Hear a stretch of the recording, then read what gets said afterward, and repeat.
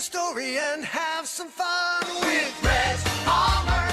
And now, the most trusted name in radio, Rhett Palmer, the mayor of the airwaves.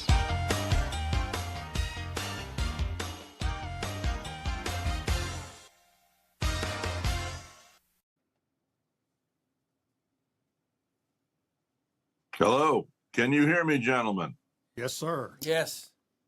Good morning. David Hunter, retired diplomat, U.S. diplomat, Don Bell, former Secret Service, and Rhett Palmer, the man with the arresting personality. I feel like, I don't know, I had to say something because you guys are all these government guys here. Both are on handsome government retirement salaries, while I'm a struggling songwriter talk host. But today we're going to talk about what's going on in the world. I want to thank you for getting up. Don Bell has written a new book. It's called From Struggle to Zero. From Struggle to Zero. That's it. He was brought up as a poor boy in Kentucky, and went on to become a Secret Service agent. And of course, we're talking about our President Trump and how he was shot the other day and miraculously not killed. They actually have a photograph of one of the bullets going by. Did you see they caught that? One of the NPR guys was taking a photograph. It's really pretty amazing. I haven't seen Yeah. Yeah. It looks pretty wild. Yeah. I wonder if that's actually a photograph or not. I mean, you know, what kind of a speed shutter would you have to be able to photograph a flying bullet? 800 cycles a second, which is pretty standard for a high definition camera. Associated Press. So high definition cameras can photograph flying bullets. Yeah. Absolutely. Yeah, what they typically do is they'll hold down the high shutter button definition. and it gets like 10 images a second. Okay. And yeah, you can absolutely catch a bullet in one of those frames. Huh. Yeah, it's not the high definition. It's the speed of the f-stop. Yeah. Okay. Well, that's interesting. Look at Yeah. All right. I can tell you where that comes from. That comes from David Hunter, who's from the middle to the left, who I can tell already. So you have a conspiracy. You don't think he was really shot? No, I'm not going to say that. I'm not going to say that. There are potential theories out there that one would imagine, but I think it's more realistic, being a pragmatist. And when Rhett says that I'm left of center, that's because the whole center of the Rhett world has drifted off into what's called Trump mania, and therefore anybody who's left of Trump is a lefty. And I don't agree with that, but that's his entitlement to say so.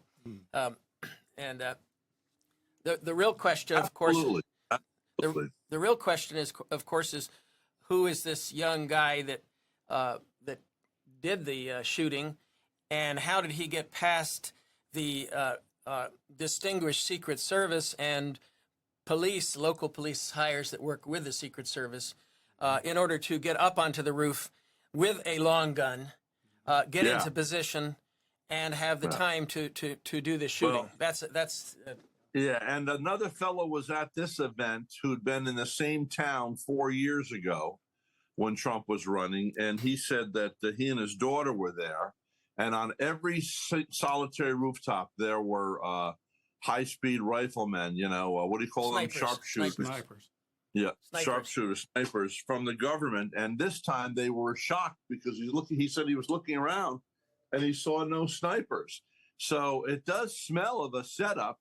The one thing it does bring up is the fact that Don Bell, who's seated right here, has a new book out on his years in Secret Service. I think we've been on the air at least 4 different times with each other recently. And a week and a half ago, he was telling me that there's 200 former Secret Service employees and some current employees that were asking for the ouster of the lady who's pushing for diversity. She heads up the Secret Service, and now it comes all out after this event with Trump. It's coming out that you can see the one girl can't even put her gun back in the holster. They're obviously not trained, and they're doing this in the name of diversity. And again, as my friend who's an eye surgeon said, they've lowered the standards of people to get in medical school in the name of diversity because they need to get people of different ethnicities into the schools, which is ridiculousness. It's an emotional knee-jerk response. It's kind of like the school board individual in Vero Beach, Peggy, who I'd liked up to this point, but she is a Democrat, and she says that boys should be able to go into compete with the girls in the girls' sports. Rhett, let's not make this a show about the putting diversity on trial. I think the focus we should be looking at is and you're suggesting that diversity is a cause for the failure of the FBI of the Secret Service of handling this. That remains to be seen if that is the underlying cause of this. But there clearly was a hole in the security that was big enough for an elephant to walk through. Well, let's ask Don. He's the experienced man. He's worked with how many presidents did you work with, Don Bell, face to face? Former President Harry Truman, President Nixon, President Ford, President Carter, President Reagan, and I will say President George H.W. Bush during 8 years that he was vice president. And those are the presidents that I was associated with. Okay, let me ask you this then. I want to ask your opinion. So you saw this on TV, like the rest of us. What was your knee-jerk reaction? What did you turn and say to your wife or someone who was with you? Well, it was obvious there was a breach in security. I mean, there's no doubt about that. And after, viewing some of the video that was taken by some of the people in the crowd out there near the building, the assassin was in plain view of many people, and they were yelling, "Hey," pointing and all that. So anyway, it's as I say, when you protect the president, it's one of those situations where you can't be 100% right every time. And let me say this also on behalf of people saying that the sniper, there's another side. We always need to listen to the other side. Mm-hmm. The other side of this, I'm a sniper, okay, for the government. I see this young man on top of a roof. They thought maybe he had a device where he was being able to take a photograph or want to zoom in closer just to see the president. They have to make sure before they go shooting people that they, in fact, aren't carrying a weapon of destruction. Well, we need to remember that, too. Right. Yes. The individual with the sniper with the weapon that was responsible for firing the fatal shot, it's hard to determine. You have to ask that sniper as what was going through my mind when I first saw him on the roof. What was going through his mind to make me hesitate as long as he did? And some people are different, and some individuals, before they fire a shot that will kill someone, they might hesitate and think, "Oh my goodness, and what will happen? I mean, if I kill this person, okay, will I be going to jail myself? Will I end up on trial or whatever?" So those type things may have gone through. I'm not saying they did, but those are the type things that could make anyone hesitate before you fire a fatal shot at another human being. Yeah, that's an interesting point that he's making, that Don's making, that snipers have to make a calculation, and they may end up being liable if they miscalculate. You said, Rhett, that guy might have been up there on the roof taking a camera shot instead of, there have been examples where in the Middle East where people have been shot while they had a camera on their shoulder, and the person thought it was a RPG or some kind of a rocket launcher. So mistakes happen. But in this case, this mistake, this type of a situation, under normal circumstance, should never have happened. There was definitely a breach in the security, because apparently, from what I have seen on the news, this individual was there in the area on top of he had a ladder. He had to get on the rooftop and so forth. And it was just one of those situations where I guess the the police officers assigned to that area, they just didn't have second thoughts about him being around. He had to climb on a ladder to get on the roof and things like that. So it was just one of those. That's a pretty big ladder too. That was a high building. Yeah. So how the heck could he get a big ladder and a long gun Right. up there to the Now building? hold on, That's hold right. on. He just Do we climbed up know the that he ladder. did? Do we know in fact that he had to have a ladder? Maybe he went in the building and went up some stairs. Well, if that's the case, he could have done that. So Well, we but- don't How know did he yet. get the gun there? Let me Unless the mention. gun was- Yeah, don't know the yet. inside the building were a bunch of Secret Service snipers. They were actually inside the building, local police and officers, local yeah. police officers. And they say, as of today, this morning, they were waiting for instructions from the Secret Service on how to deploy. So they were Mm-hmm. just sitting there inside the building. Now, if he'd walked in through the building with his gun to go up on the roof, if there was a way to get up, we haven't heard that yet. Well, yeah, he just used a ladder, more than likely, and in fact, that's the latest information. That's the only information I have. It yeah. could have been he just used a ladder and he climbed the ladder and got on the roof. But he should have. The situation should have not taken place under normal circumstances, because I mean it's just one of those situations where, my goodness. It's hard. It's hard to explain Well, it. It just Hold happened. on, you were there. You were there the day that Squeaky Fromm shot Yes. President Ford. You were with Shot President at- Ford. well, in the attempted to assassination shoot day. him, yes, in Sacramento. I was inside the Capitol building as President Ford and the Secret Service agents and so forth walked across the Capitol grounds to go in. President Ford was speaking before the California legislature that day, and so they walked from the hotel across the Capitol grounds into the Capitol building. I was inside the building, okay, at the Capitol, and what she did, she was by herself wearing a typical dress, red dress, blah blah blah, and she behaved in a way that very few people would even pay attention to her, because it was just many people were walking on the Capitol grounds or whatever. So she just walks up to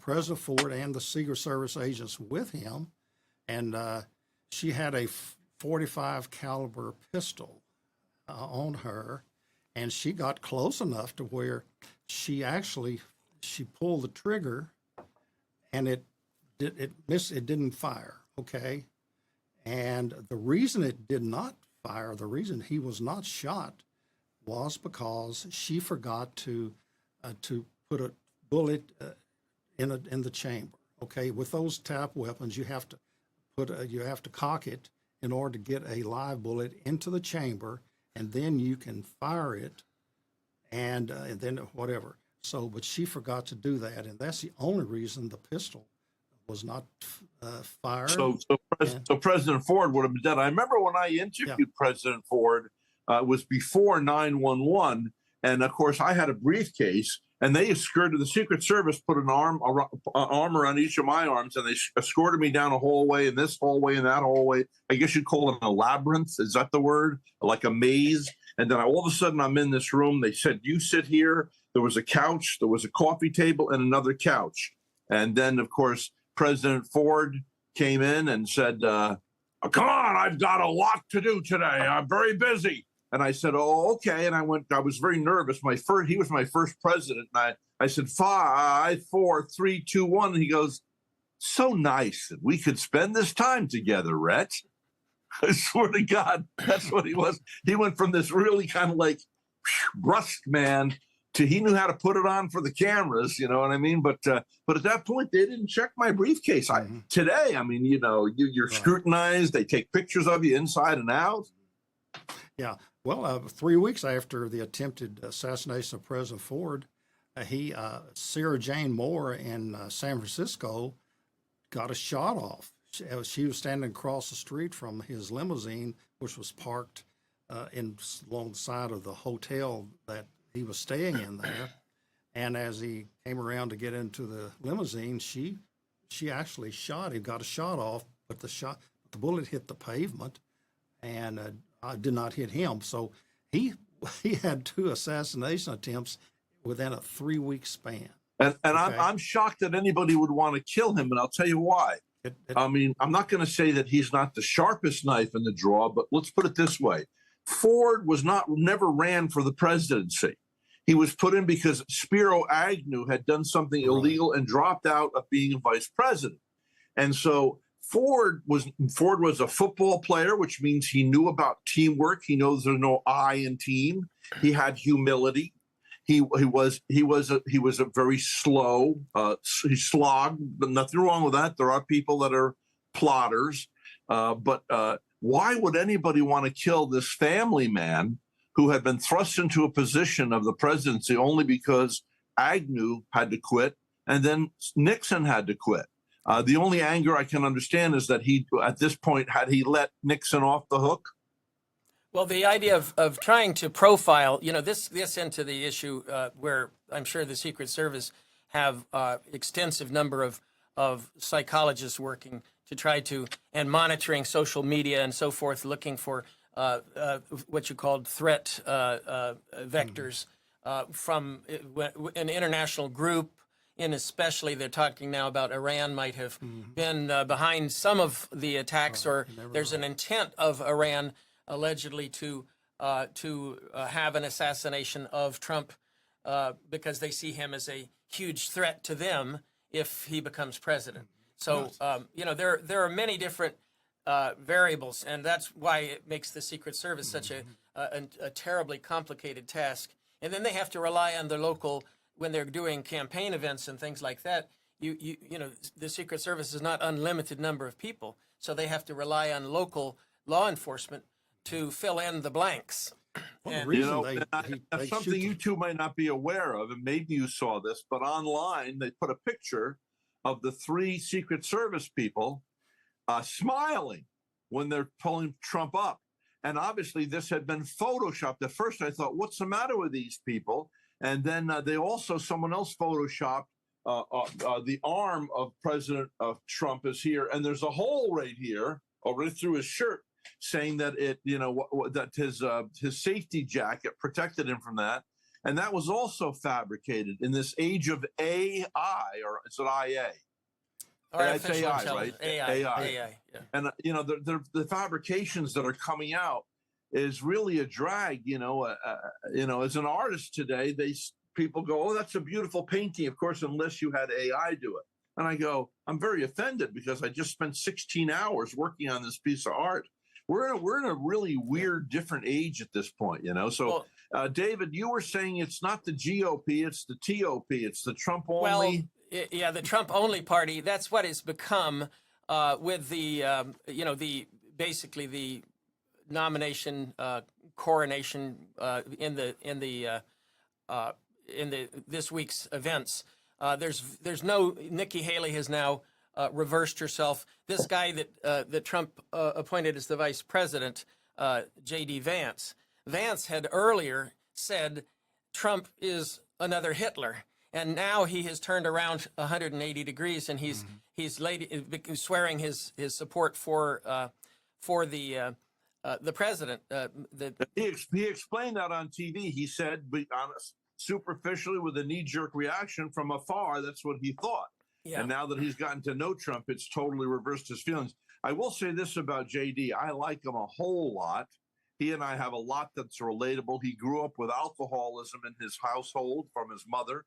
I, too, had the same thing. The guy's been through a whole lot when he was younger. He wrote the book, which became a super big seller book. And then they were asking him 7 years ago, he was on national TV, are you going to jump into politics? I don't know where that came. He said, well, I'm going to think about it, but I don't really think I'm that. And now here it is 7 years later, not only he became a U.S. Senator, and, I wonder if anybody, and maybe you two are not the person to ask this, but it seems that Trump picks a certain style. Like the first guy he had for the VP for the first 4 years he was president was very quiet. I've never known a more quiet vice president. And this fella too seems to have. I thought Pence was extremely humble. I think whatever he became after that, I don't know. But he's a non-entity now. He's gone. history will little remember him. This guy also that Trump has now hired for vice president, he seems like a very, very good man, but he also seems very humble, and he's not an egotist at all. Yeah, I've seen him interview. don't say he's hired him. He is on the ticket with Trump. They are both elected officials. So it's not a question of hiring. This is something I want to point out, by the way, for the public and our radio audience out there, that the people who run for office, they become hired by the American citizens. That's who hires. If Donald Trump wants to run for president, he is hired by the Americans who vote him into office. That's who hires him. And we are the Right. taxpayers who pay his salary. Not that he needs a lot of money, but we pay his salary to do the But we job. have we But have he no say over hires the his VP. vice presidential He picks him. campaign. He picks him. He picks him, but the same as hiring, picking, or whatever. Yeah. He is the one that makes the decision. Well, to hire, pick his running mate, and that's Yeah. just the way it is. And Yeah, see, whatever. But I think, Point I is, think, what do you think, David? I don't- David, you're an educated man. Yeah. You went to the London School of Economics. Right. You were a highly trained. You're a retired diplomat. So, Right. what do you think of the person? Have you observed and scrutinized the character of this man, the VP candidate? not very closely. I mean, he is an ex-Marine. I will give him a lot of points for that. The fact that he grew up dirt poor, that does not matter. I think that's in many ways, like with Don, a good example of people pull themselves up by the bootstraps. That's part of the American way. As long as he doesn't carry prejudices. And I do have problems with Vance in terms of his positions. We're going to get to this a little later, but this is a foreign policy show, so we've got to eventually move on to that. Oh, whatever. Vance has taken a position that he would stop funding for Ukraine, and he thinks that the U.S. should essentially let NATO do more and basically America do less in defending world democracy.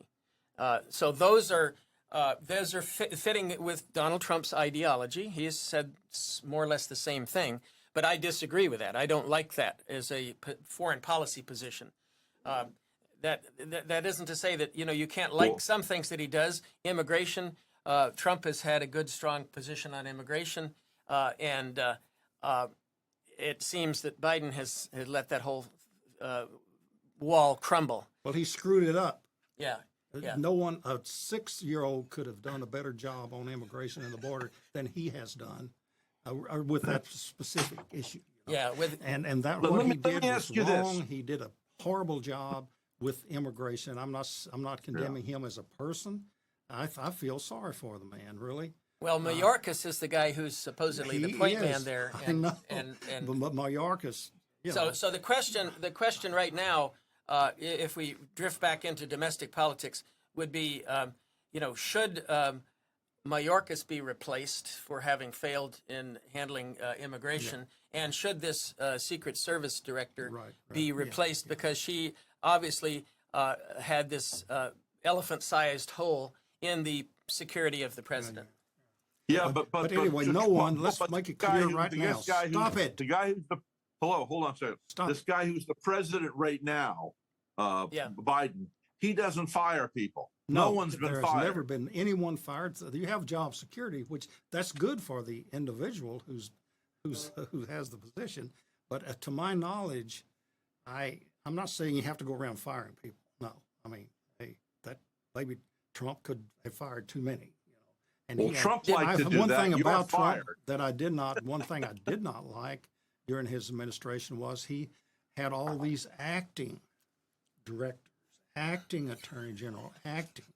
He should have gone ahead and said, "Hey, you're not hire them as acting, put them on as a full-time as attorney general and so forth." I did not like that part of it. Trump liked that. That was actually part of his strategy. He realized that by appointing somebody as acting, they were more vulnerable and they were therefore more compliant with the president's orders, and they would not Why? stand. I mean, can he fire them either way? Well, yes, he can fire them. Sure, he can. But he it's- has the What's right the to difference, fire David? his, There's- his there's more- administration. To get somebody confirmed, you have to go through the process Right. of the Senate confirmation and hearings and all that kind of stuff. Yeah, Like So- executive order. So it's this is kind of like ruling by fiat. If you don't have to get them confirmed, you skip the congressional process. We had a guy named Mr. Miller who was acting Secretary of Defense the last 2 months of Trump's administration. That was during the time that this January 6th event occurred. When the National Guard should have been pulled and called out, and that would have been by orders of the Secretary of Defense. Mr. Miller did not do that decision. He did not call out the National Guard. Now, was that because he was an acting Secretary of Defense and did not feel confident to take that decision? Nobody's analyzed that, but yeah, that's another example.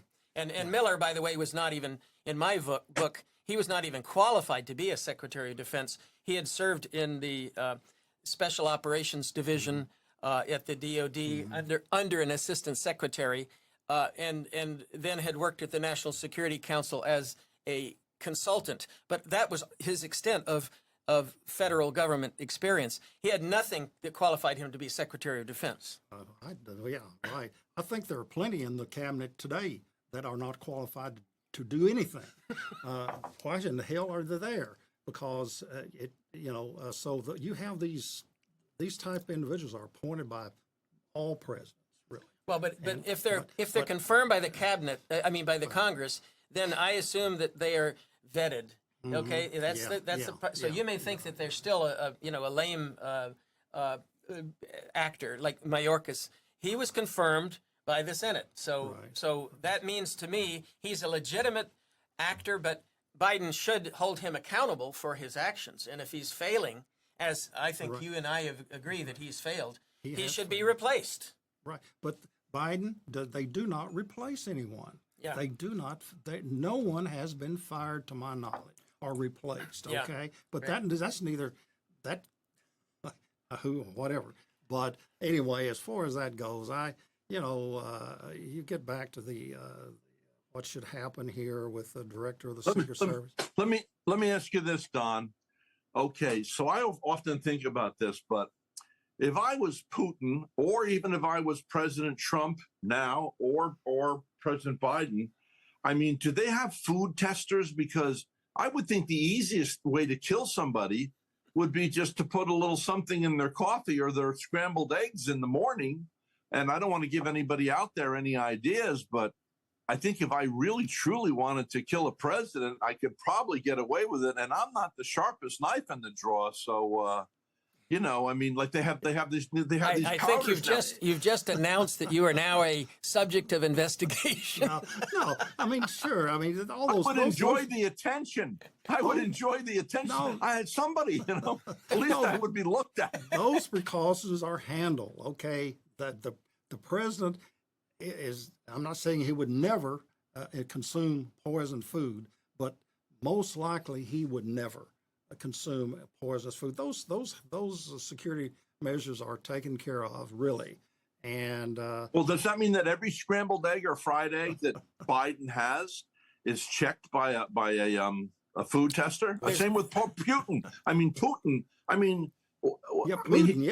I'm sure all his is. He's probably got a food taster tasting every bite before he does. Oh yeah. But anyway, that's taken care of. That's one of those things that just standard procedure to make certain that the president does not consume poison. But here's one that nobody's talking about, and it happened a while back. Drone, individual privately flown drones landing on. There was one in Europe where that actually landed on the stage where a number of prime ministers and presidents were meeting. And a drone landed on the stage. And this was fortunately not loaded with explosives. But if it had been, it could have taken out the entire group. Now, speaking of drones, yes, I'm glad you brought that up, because I have a feeling in the future, I'm not talking about these huge airplane drones. I'm talking about the small drones that can go around and go anywhere and this and that above, whatever. I'm not talking about the huge ones at all. I think that you will see more those drones like that used more with I think the Secret Service and so forth, because they are able to give you information that a person an agent on the ground cannot give you if you're above and you can see all these things. So I do believe that that will be a very helpful security tool that needs to be used in the future. Well, I'm assuming that And, the drones were being used by the Secret Service, and therefore, why didn't they see this guy up on the roof? To my knowledge, I have not heard that their own drones were used in this particular case with Trump. I have not heard. But that would be the logical. I mean, Right, even the right. Ukrainians are using yeah. that to look for Russian troops. Oh, sure. I They've agree got, with you. I you know, agree with you. I So- agree with you 100%. So if the I Secret think- Service is not using drones, then what's wrong? It's that they're not using drones. Right. They're just not, they haven't, right. And I have a feeling they will be used, really. Yeah. Well, okay, because- let's not drone on about Okay, this. I'll drone about it. Okay. But anyway, we just have to, I come to the conclusion there was a security lapse, and due to many reasons or whatever, and what the Secret Service does when that happens, then they try to make certain this particular thing will never happen again. And you just keep plugging in the holes. Well, as you go along. Don, I want to say this, that while growing up as the shoeshine kid in Poughkeepsie, New York, I always admired the CIA, the FBI, all these guys.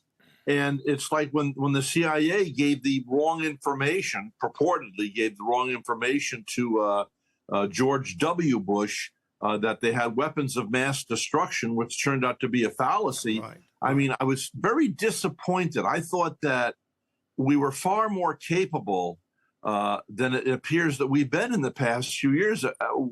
And then to find those text messages from the FBI agents saying we cannot allow Donald Trump to be president. I mean, that's subversion. They should not only be 100 years ago, they had already been shot in the morning by a firing gallery. I mean, seriously, this is not a joke. Yeah, those, by the way, we've talked about that. That's dusting back, now it's several years since that happened. But that was a private email exchange. It was not, they were not doing this in their official capacity. It doesn't matter. So, Yes, yeah, no, so no, the no, fact no, that you no, could be it's a- talking at it's the a- lunchroom with somebody at the No, lunchroom and it's a saying, I disagree, that does not mean that you're officially, people can. No. Those No, were part of it's the a official breach. record. It's Let a me- breach of. You're Let me wrong finish. there. It's a breach. They were Listen, part They of it's were a using. breach. They were Yes. using their. No, they were using the government, their offices and so forth. I'm not, and so forth. They were doing that, and it really, and what really, one of the things that's really disturbing to me are these 51 so-called intelligent, Intelligence.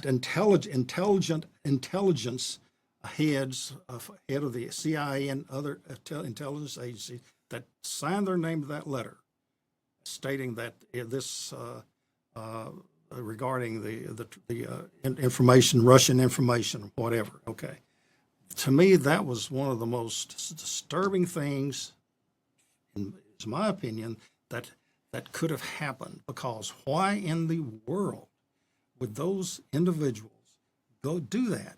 And they were totally wrong. Okay, and I'm just saying, so many things happen. And No, you're talking about. Wait. Explain what you're talking about. The other day, they're suggesting that the Soviets were somehow involved in this Right, they attack on Trump. yeah, right. No, not Yes, no. We're yes. not talking about that intelligence letter was Right. concerning going way back to did the Russians have involvement in the interference in our election Right, back in 2016? That's Right. the issue. So, but 51 And- heads of intelligence Well- the agencies signed that letter. Yeah. To me, I can't understand that. And that, of course, ties into what's called the discredited Steele dossier, which I should point out from. I'm an expert on the Soviet Union. I wrote a book about it. I studied Russian. I served in Ukraine in the embassy, and I have looked at Putin since the time he came to power in 2000. And I was actually at the White House when Gorbachev came to the White House. in 1987 with Ronald Reagan.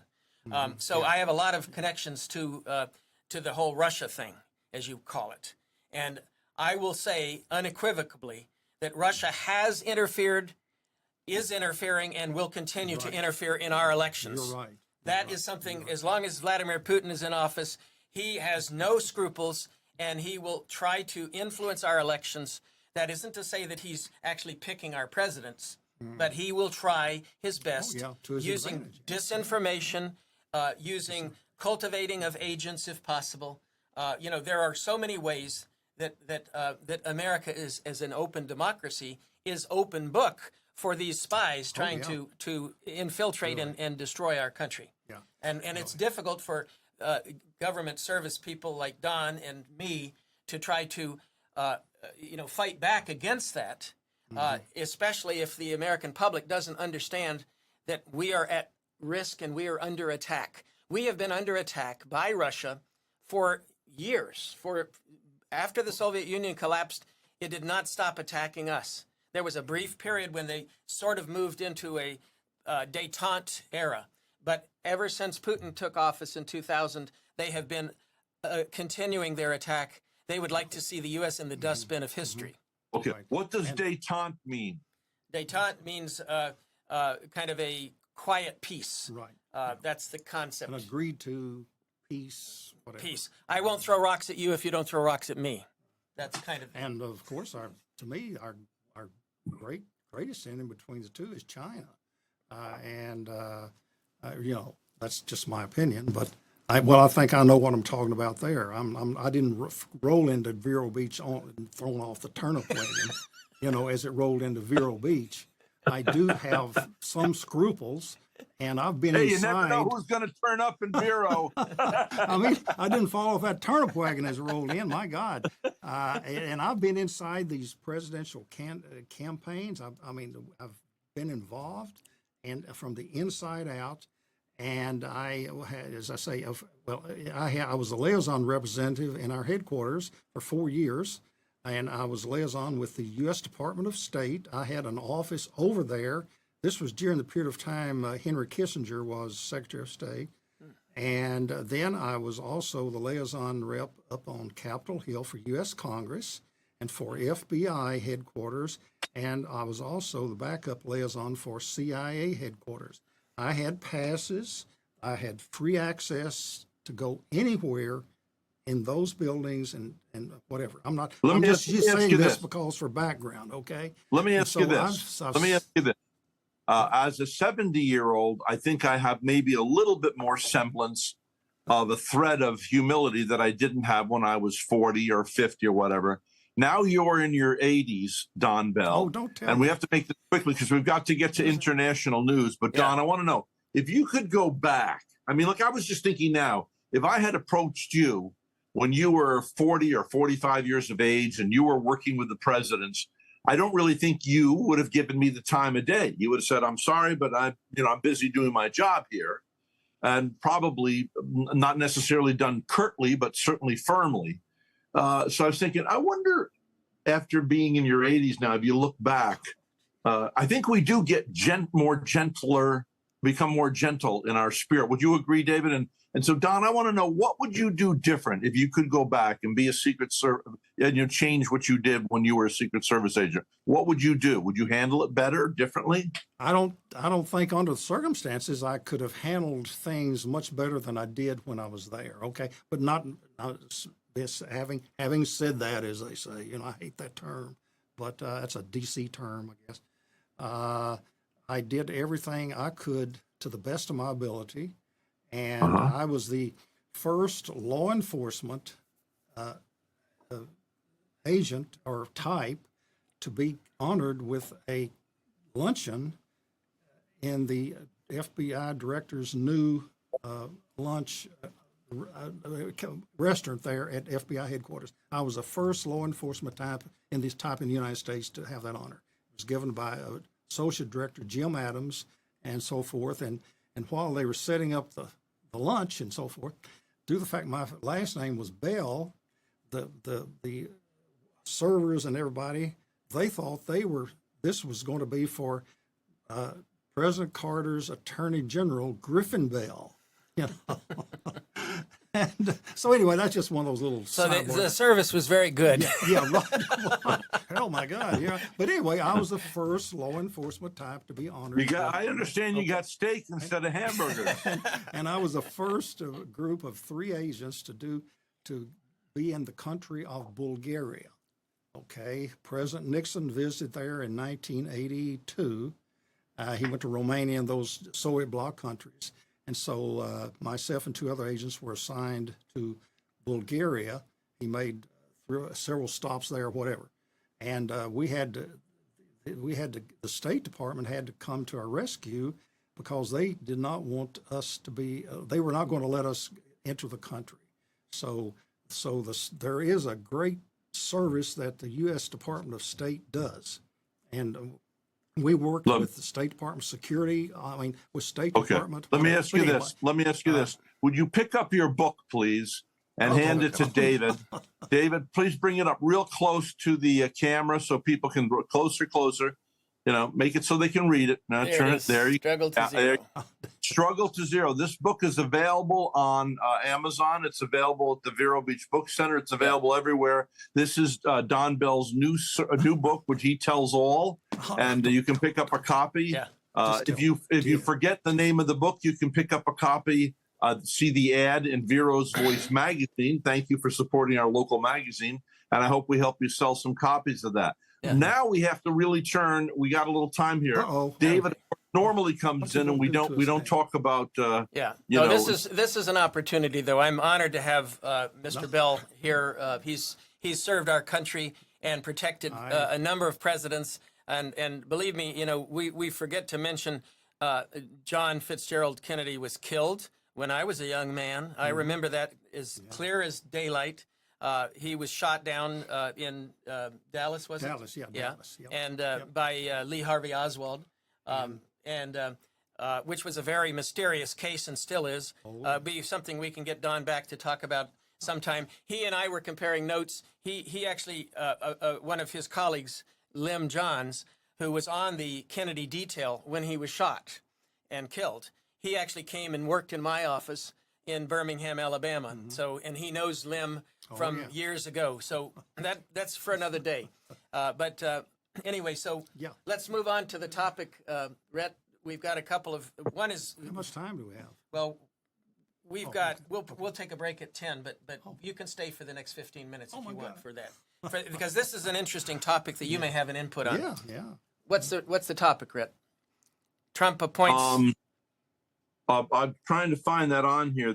I got. Let's see. Why don't you tell me? Yeah, You have this the is paper. well. This is a remarkable decision by a judge, Judge Eileen Cannon, who is hearing the case about Trump mishandling classified documents. Those documents were stored, as you remember, down in Mar-a-Lago in boxes sitting on the stage and in the restrooms of Mar-a-Lago, and the judge. Eileen Cannon had that case, and she just a couple of days ago announced a dismissal of the entire case based Yeah, on the fact. I see that here now. Mishandling classified documents. Yeah. Claiming Special Prosecutor Jack Smith was improperly appointed without congressional consent. So Mr. Smith's case and evidence are dismissed, regardless of whether Trump actually mishandled highly classified documents. I have to say this once again, though. I believe this was weaponization and an attempt to get to Trump. Look, every president we know that is still alive has had documentation that they brought home from the White House. That's not true. That's not true. There's all of the government documents are held under the Congressional Records Act, and they're held through the National Archives, which is a government office facility, and they may go into the president's what's called the Presidential Library, where those records are kept. Why did Biden have this in his house as well? There were a few documents that were misfiled apparently in Biden's garage. That's true, from what we hear, next to his Corvette or something like that. Oh yeah. So Definitely. but that the number and the level of the documents, the classification of the documents in Trump's case is one far more egregious. And secondly, the fact that Trump and his attorneys lied to the FBI when they attempted to retrieve those documents from Mar-a-Lago, that is an additional, what you called felony act. Well, hold on. But you're throwing this around as if you've convicted them of lying. We don't know that they lied. No, we do know they lied because they said to the FBI that all the documents have been returned. There are no more at Mar-a-Lago. And then FBI, knowing through its sources that there were still documents there, they raided Mar-a-Lago. They found all those boxes. All those boxes were there after the FBI had already asked for all the documents to be returned, and the lawyers maybe to the best of their knowledge. Well, it doesn't really matter now. Well, it's all moot. no, it's not moot. It's not moot. It is moot. No, it isn't, and therefore don't try to prejudice the audience in saying it's moot. I'm saying that this decision by Judge Cannon is an outrageous and incorrect decision. No, I say it's a proper decision. Okay. I can't understand where you're coming from, man. You can't. Where- Okay, no, well, no, I'm you're sorry. coming from the left field somewhere. No, it's not the left field. Totally bizarre. It's- Come on now. no, you know better than that. well, You're, all right, you're all a right. better Speak. educated man than that. Don, let's. You are let's- totally off the. Let's You're let entitled. Don speak. You're entitled to your Let's let- opinion. No, I know I Yes, am. yes. And, Let's and let I him cannot believe speak. you're Don, go sitting ahead. here Let's hear spewing your out all opinion. this crap. Okay. Okay. All right, And Don. you- Okay, hold who on, are Don. you? Hold on. What type of I'm diplomat were you? Okay. Yeah. Okay, what don't in the- sit where- there. Where in Listen, the hell are you coming from? Listen, we have You're been. sitting. I've I'm been on sitting this here show listening for to this crap here, and Don, you are totally Don, bizarre. if and someone everything. does not agree with you, that does not No, entitle you to. I know what I'm talking about, You- and you're just throwing this crap out Don- against Trump. That whole thing, the judge made the right decision down there. I don't care. Okay, I mean, really. I want to explain. If you Really, don't want to I participate, don't know where if you, in the hell if you are coming Okay, from. if you don't want to David, participate David, in No, this, I don't David, want to David, participate with you you can- anymore. Okay, I fine, don't want to have fine. anything That's to do fine. with you. That's You are fine. so far off the Okay. left field. I Hey, cannot David, stand now, it. hold on. You know, you need to David, you stop this can't- we're crap. We're not gonna. You seem like you want to muzzle him. No, I don't. No, he gets to speak. So let him tell his tale. We'll give you 4 minutes, Don, to tell your No, perspective, and then David come back, and we got to, Why was it okay, Don? I have no idea. I don't understand this case at all. Just the So I'm judge not on stated in either her side. ruling. My goodness, and those documents. I only know what I see on TV. Okay, I only know that. I don't have inside knowledge or whatever. But it has what I've seen on TV, which it can be wrong. Okay, those documents were placed and this and that there when they took photographs or whatever. And my God, how can you say that about Trump when Biden did what he did was 10 times worse or as bad, What? not Why? with his documents. And Why was Biden's 10 times worse? I don't well, understand why. He was not 10 times worse. I mean, we don't, but he had, how many documents did he have in his garage? My goodness. They're parked in plain view. Boy, that's a rocket scientist. And so, here we are. The judge down there, my goodness, I think she made the right decision. And Biden, he had documents. I don't know. He had documents all over, up in the university, wherever. But you can't sit here and just Trump. Trust me, he did the way he campaigned and so forth. There are things that he did I do not agree with. Okay, all right, and but I'm not going to let you sit here and condemn him totally when Biden and so forth and what they did is just as bad or Okay, well whatever. now David, let's hear your other Right. side. What you This think is about what he terrible. just said? Okay, well, I think the idea is for the audience out there to objectively review the information. What I say may not be something that some of the audience wants to hear, but that does not make it false. No, it does not. I It does agree not with make it false and defamatory. I agree. And but I and the fact is that the Special Prosecutor Act has been in existence since the time of Richard Nixon, and the appointment of special prosecutors by U.S. Attorney General has been done in over and over in many, many cases since that time, over 40 years. Now, a professor of New York law said the decision of Judge Cannon to suddenly declare this an unconstitutional act, that the Attorney General, by appointing Mr. Smith as a special prosecutor, she's basically saying the whole concept of appointment of special prosecutors without congressional consent, which has been done for 40 years, is unconstitutional. Okay? Now, that's a rather challenging remark for a judge, any judge, especially a junior judge. Keep in mind, Miss Cannon was only appointed in 2020, and she was appointed by Donald Trump, which by itself suggests there could be some conflict of interest in her litigation.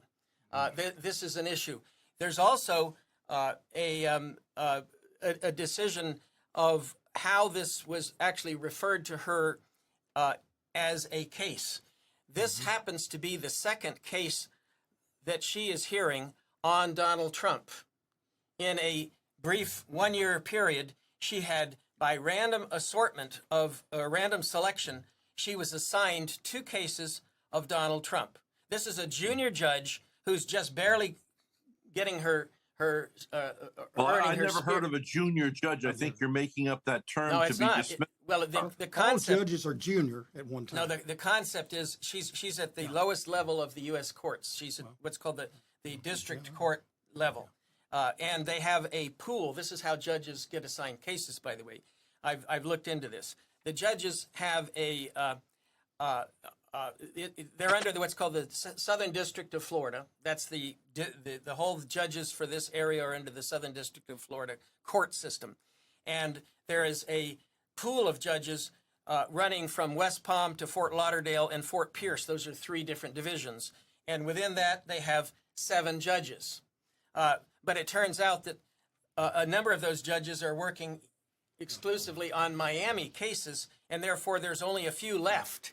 And that's apparently how this random assortment gave 2 cases from Mar-a-Lago, that is Trump's cases, to Eileen Cannon. But it is nevertheless remarkable that a judge who had just been appointed a couple of years ago, and relatively that makes her junior, she's only been on the bench for a couple of years, gets 2 When of does she these. not become a junior? When is she not a junior? Well, obviously judges get promoted. They can move up to the appellate's court level. This, by the way, will be no doubt immediately appealed to the 11th Court of Appeals. And Judge Cannon's earlier decision about what was called appointing a special master in the case reviewing the documents that were seized by the FBI, that decision where she recommended a special master be appointed, that was overturned on appeal. So her first decision was overruled by a higher court. And I suspect that this decision also will be overturned on appeal. But at the moment, it's standing as a second example of what would be called a remarkable decision. Okay, let me ask you this. Now, hold on a second. I'm an honest guy. For the most part, Yeah. I am an honest man. Right. I'm a common man, an honest man. I agree. I believe with all my heart that the government, whether it's Biden, I don't really think he probably has much to do with it, but has weaponized our legal system and come against Trump. I mean, they from the day he was elected, let's go back objectively, whether you like him or not, let's go back objectively to 8 years ago when he was elected. From day one, it was actually before day one, they were trying to oust him, just like they did with Clinton. And I remember when this guy Starr was after Clinton, I remember going, come on, this reeked of political stuff. And it was like, back off. He's our president. Starr should back off and disappear. And and the same thing with this. If you don't think that they've weaponized and been misusing this stuff against Trump, then frankly, I don't know if you really have your feet. You're in la la land. Let me or you're respond. just- Let me respond to that, Rhett. By the way, I should mention that Senator Menendez, who is a Democrat, was just convicted yesterday of gross criminality. Now, was that an example of weaponization of the court? Menendez is going to say that. No, Menendez is going to say that. that. has nothing to do with this case with Trump. They've It come does. after- What it amounts they've to- come after Trump relentlessly Rhett. from the time he was elected. Rhett. It was one after the other after the other. Then how about the whole thing with Russia? Why weren't the headlines when they found out that Russia had nothing to do with Trump's first election? It should have been sweeping headlines saying Trump exonerated. It never came out, did it? But it was. That's the truth. Well, the fact that the Steele report was compromised, and therefore it was not entirely accurate, does not exonerate the involvement of Russia in our elections. The only thing that was exonerated that I know of is that there was no evidence. And this is by the Comey report, by the way, the James Comey report.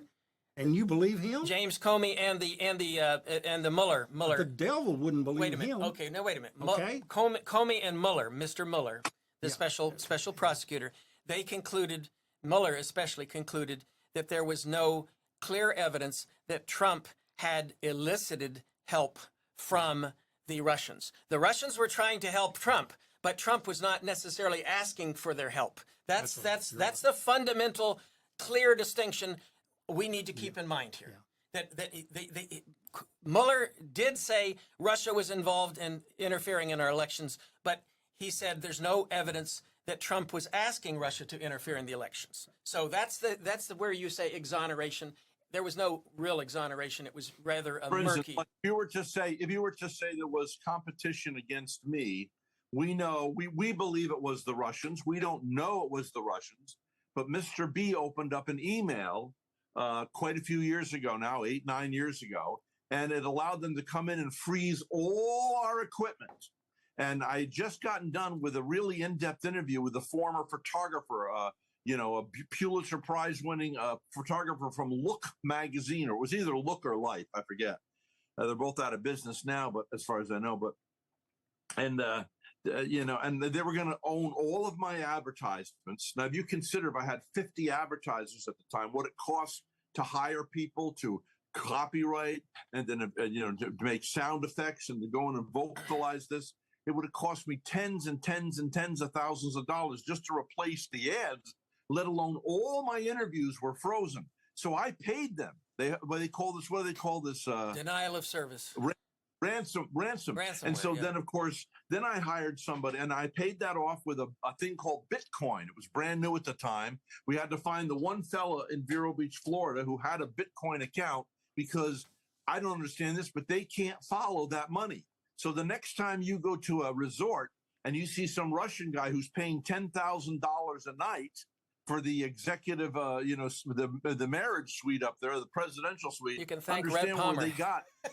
Well, listen, let me tell you something. If you do this 10 times a day, you're making millions of dollars every week. And the thing is that they did free it. And what's a long story, but they got into our equipment and froze it all up. But it doesn't mean that my competition, who competes against me, some other talk host, had anything to do with that. Yeah, no, I think that shows that Red is rather anti-Russian. Yeah, right. Yeah. And, getting back to the federal judges, every federal judge was appointed by a partisan Somebody. president. Yeah. I mean, Democrat and Republican. So every new judge that's in the United States was appointed by a politician, the president of the United States, and so forth. So Fair point. That's a fair point. And we need to take a break, Red. It's 10 o'clock. Yeah. Okay, let's take a break. Don, We'll take a break. Okay, Don and David, That's a fair you point. guys, I said. you guys stick around. It's good to have a little Come and get us. It's We good to might have a be little. tired. Yeah. It's Thanks. good to have a Holy. little contest. Noah, if you could do me a favor and take some of that empty space above my head. Well, the next thing and we're going bring to talk it down, about, I would you can decide appreciate if you wanna that. We'll stay take a break. on. Today's The next thing we're going broadcast to is talk brought about by is the Center Israel for Advanced assassin- Eye Care. What? Oh my God. Gentlemen, What did he say? Gentlemen, What'd he you say? can't talk while I'm talking, all right? Okay. Today's broadcast is brought to you by Center for Advanced Eye Care Can you find in the Vero technical Beach, Florida. We language? thank them for their support. We'll be Israel right is back. assassinating a Can you get where is it? director of a. Okay, are we back? We're back. What happened to Don? Don has taken his leave. Uh-oh, you forced him out. No, I did not. I did not. But he said that this is topics is not his area. So the next stuff is on Israel coming up. Okay. Yes. Tell us about this assassination. Give us an update on this, David. Well, this is an interesting case. There's a gentleman named Hassam Mansour, who was one of the directors of an international charity group called Al Khair, Khair, Al Khair. And what happened is he was working in a warehouse there in Gaza, and Israeli aircraft dropped bombs on the warehouse. The warehouse was actually, it's a Al Khair owned warehouse in Al Mawasi. And we're going to talk about Al Mawasi a bit more. People in the audience should understand Al Mawasi is a tiny little strip right on the beach, mostly sand and tents and not a lot of buildings, that was designated back in January as a safe area for Gazan refugees to evacuate to. So the idea that Israel itself designated Al Mawasi as a safe zone, it's controversial, to say the least, that they are now bombing facilities in Al Mawasi. But it's even more controversial that they're bombing a warehouse with aid people, and they are claiming that this gentleman, Mr. Hassam Mansour, is actually working for Hamas, and therefore it was a targeted assassination. Well, that is the Hamas's fingerprint generally, in that they will hide behind the citizenry. And this guy, they're saying that he was a platoon commander, so that would, of course, make the assassination justified, and the other people would be collateral damage, which is horrible. I hate this whole war thing. Being a dove, I'm a dove, not an eagle. Right. But I hate war. But anyway, if you're going to look at sides, I mean. Well, you're absolutely right. The argument that he is a Hamas operative. This is where it gets really complicated, because we're talking about somebody who was assassinated, alleging he was a Hamas operative, but he is in the middle of a fairly well-established humanitarian organization. Well, a great place to hide in open view, right? Well, let me give you some background on Al Khair. Al Khair is based in the UK. It's been established since 2003. Therefore, it's 21 years old. It has about $30 million a year in charity assets. It has been involved since 2015 in education of Gazan children. They even have what's called the Al Khair Hospital, which was established, and it was a 120-person hospital, mostly for women and children. That was attacked and destroyed earlier in this war, the Al Khair Hospital, that the Al Khair Foundation had built in Gaza to help the Gazan citizens. They have been recently, since the war in Gaza, the most recent war in Gaza, they have been working with a group called LaunchGood.com to raise money, crowdsourcing funds to send to Gaza to help the Gazans as a charity group. And they've raised over $7 million in crowdsourced funds. Now, Israel is claiming that this Mr. Mansour, he is essentially funneling charity money to Hamas. So this gets into a question of, is he, they say a platoon commander. Well, he's actually a financier. And the question is he sending money to Hamas? And I should point out to our audience how murky this is. Hamas had two different divisions. They had the military division and they have the civilian division, which runs the government. Many of the police that work in Gaza are Hamas employees, but they are the civilian division of Hamas. Israel is now targeting the police and saying anybody that's Hamas, doesn't matter if they're civilian or military, we're going to kill you because you're Hamas. Hamas is Hamas. Well, it's kind of like the Hitler Youth. I mean, we didn't have safe zones in Germany when the Russians and the Americans teamed up to take back to destroy Hitler. We didn't have a safe zone for German soldiers or for the Hitler Youth. It was like, this is war. It's war. Well, I think the distinction you might want to make is between a normal German soldier and the SS. The SS were extremists. They were known to commit war violations. The normal German soldier was abiding by the laws of war. He was not committing genocide and atrocities, and you didn't have Dr. Mengele, all that kind of stuff. That was the SS. So we should distinguish categories. And that's the British up until 2001 or 2002, they did not even call the civilian division of Hamas a terrorist organization. And therefore, the issue of the charity groups were able to fund money to the Hamas civilian wing, that was not considered prohibited because it was not considered a terrorist organization. Only the military wing that was doing the bombings. Well, I can tell you this, as bad as Hitler was, Hitler would not have come in to one town and killed babies and children, I don't think. But I do know that there are stories, though, where Hitler, we have a new baby in the family. And I mean, you think about these things. We know that Hitler's soldiers came in and killed children, banging their heads against the wall. It's to try and differentiate. We did not have safe zones in Germany. This is either war or it's not. You can't play games.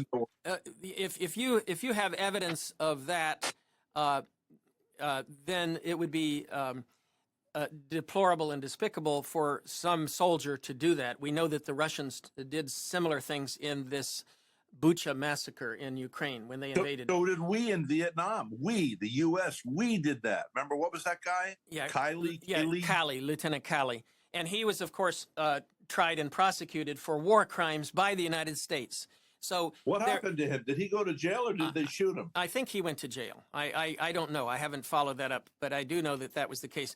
Let me just go back to this. The question of the accusations against the Al-Qaeda group as being funding Hamas. The evidence was provided by what's called the Diaspora Affairs Ministry of Israel, Diaspora Affairs. And the head of the Diaspora Affairs Ministry, his name is Amin Chikli. This is an Israeli government minister. He has said in 2023 that the Palestinian Authority is a neo-Nazi entity and that we should examine alternatives to its existence. It sounds like he wants to just eliminate. He didn't say Hamas. He said the Palestinian Authority. Hamas, of course, is the guys that we're now thinking are more extreme, and we're talking about bringing the Palestinian Authority in a two-state solution to run the Gaza Strip as part of running all of Palestine. And there are Palestinian old ladies and mothers and grandmas now that are protesting, and they're saying, we've had it with Hamas. We want them out of here. They're causing all this to happen, and we want them gone. Yeah, and well, it's difficult for us to keep this in all in balance. But let's keep in mind, you've got Hamas is this group operating in Palestine. They are considered a terrorist organization. The Palestinian Authority /PLO runs the West Bank. They used to be called terrorists for a while. They are no longer called terrorists. They've been working with the Israelis. They are considered a possible candidate for the ruling of both of Gaza and the West Bank. But this diaspora affairs minister is calling them a neo-Nazi entity and that we should consider alternatives to their existence, meaning he proposes that they not exist. This same minister said that the Israeli Prime Minister, Yair Lapid, is spearheading the boycott, divest, and sanction movement against Israel because he is against Iftach Ben-Gvir. Now, to me, that suggests that this minister of diaspora affairs, Amir Chiki, is himself an acolyte or a follower of Ben-Gvir. And he's accusing, in his job as minister, he's accusing an Israeli prime minister, former prime minister, of being an ally of the far left and trying to boycott Israel. So if you start adding that up, then this same minister came up with the evidence that proved that this Al-Khair Foundation is secretly financing Hamas. Well, I don't buy it. Just let me be blunt about that. I don't buy it. I think that the evidence coming from this Amir Chiki's diaspora affairs ministry suggests that it is tainted because of what he's already said about his own former prime minister being spearheading the boycott divestment movement. And you know what the problem is, David? yeah, A few years ago, when you were a diplomat for the United States, right.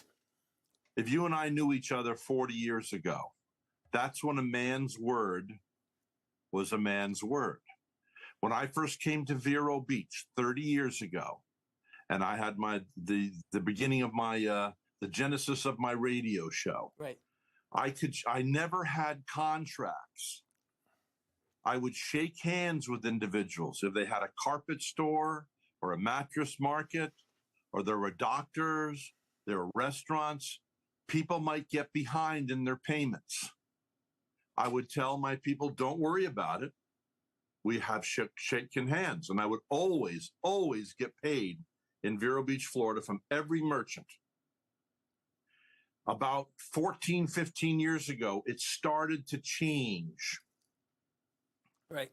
Where people were not keeping their word. And then we went to contracts, and it's gotten so bad now that even contracts, they will contest or try to get out of without, anyway, the point being, a few years ago, if we said, okay, well, there's going to be this is going to be this is going to be the Red Cross, or this is going to be the Blue Star of David, or whatever the emergency situation was, and I said, I give you my word, and I put my hand on the Bible. Now in our courts, they're not even using the Bible.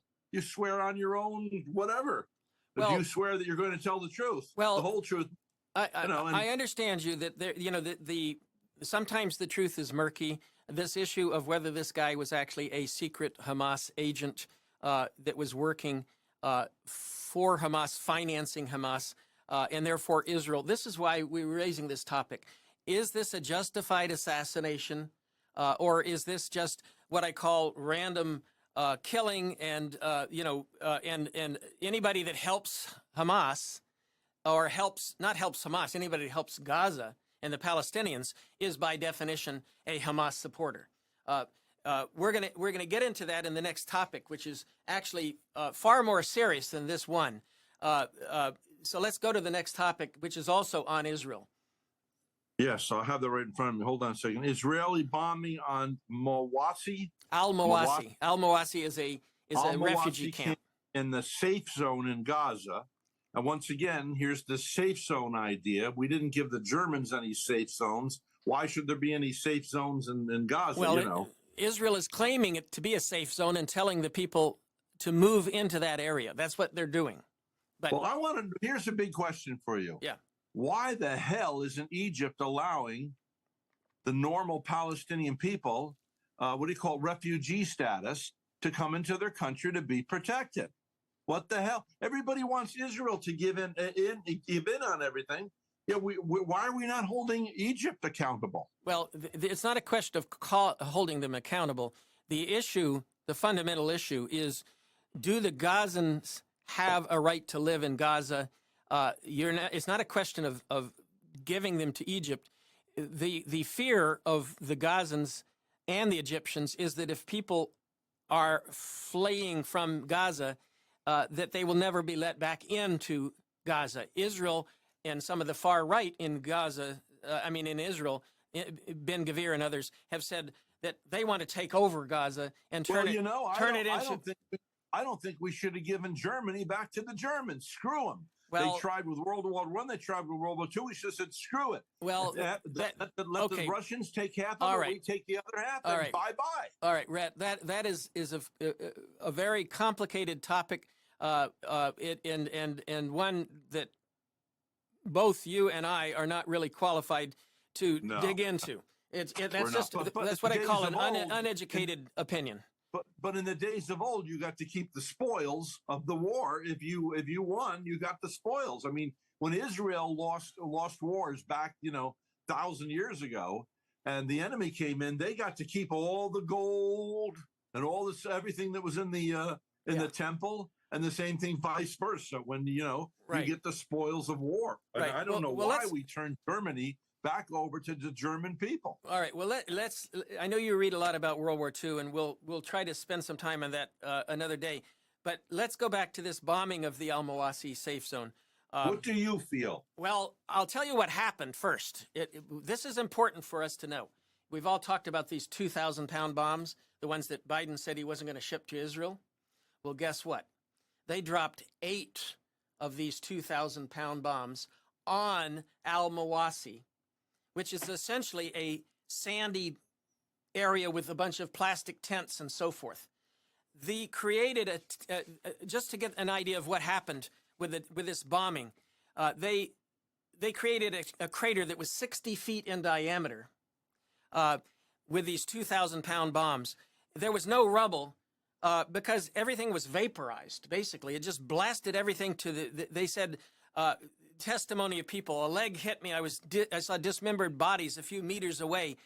Is testimony of one person, young child screaming, half of his limbs cut off, and then the bombs didn't stop and the boy disappeared. The ambulance and civil defense crews arrived and more vehicles were bombed.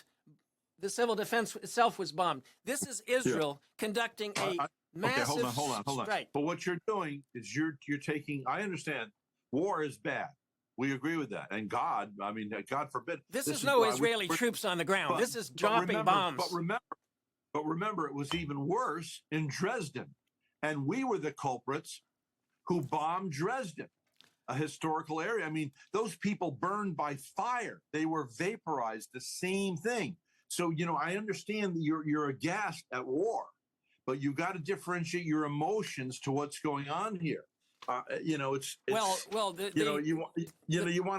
say, okay, well, Israel, you're pretty intelligent people, so we're going to tie one hand behind your back, and this is the way you have to conduct war. But everybody else in the world gets to go in. When we attacked the Germans, we didn't give the Germans an inch. We didn't give them a safety zone. This was like, screw you. We are going to, till we conquer Hitler and the SS and his troops and the Hitler Youth. You're dead, man. Well, it's war. Well, in general, keep in mind that was 75 years ago that happened. And we have progressed in our approach towards the conduct of war in the modern era. We're now in the 21st century. Progressed in the conduct of war. I don't think we progressed at all. I think we're as animalistic and as beastly as possible, as always. Well, I disagree, and I think a lot of people in the audience would disagree. We have laws of war. We had those in World War II.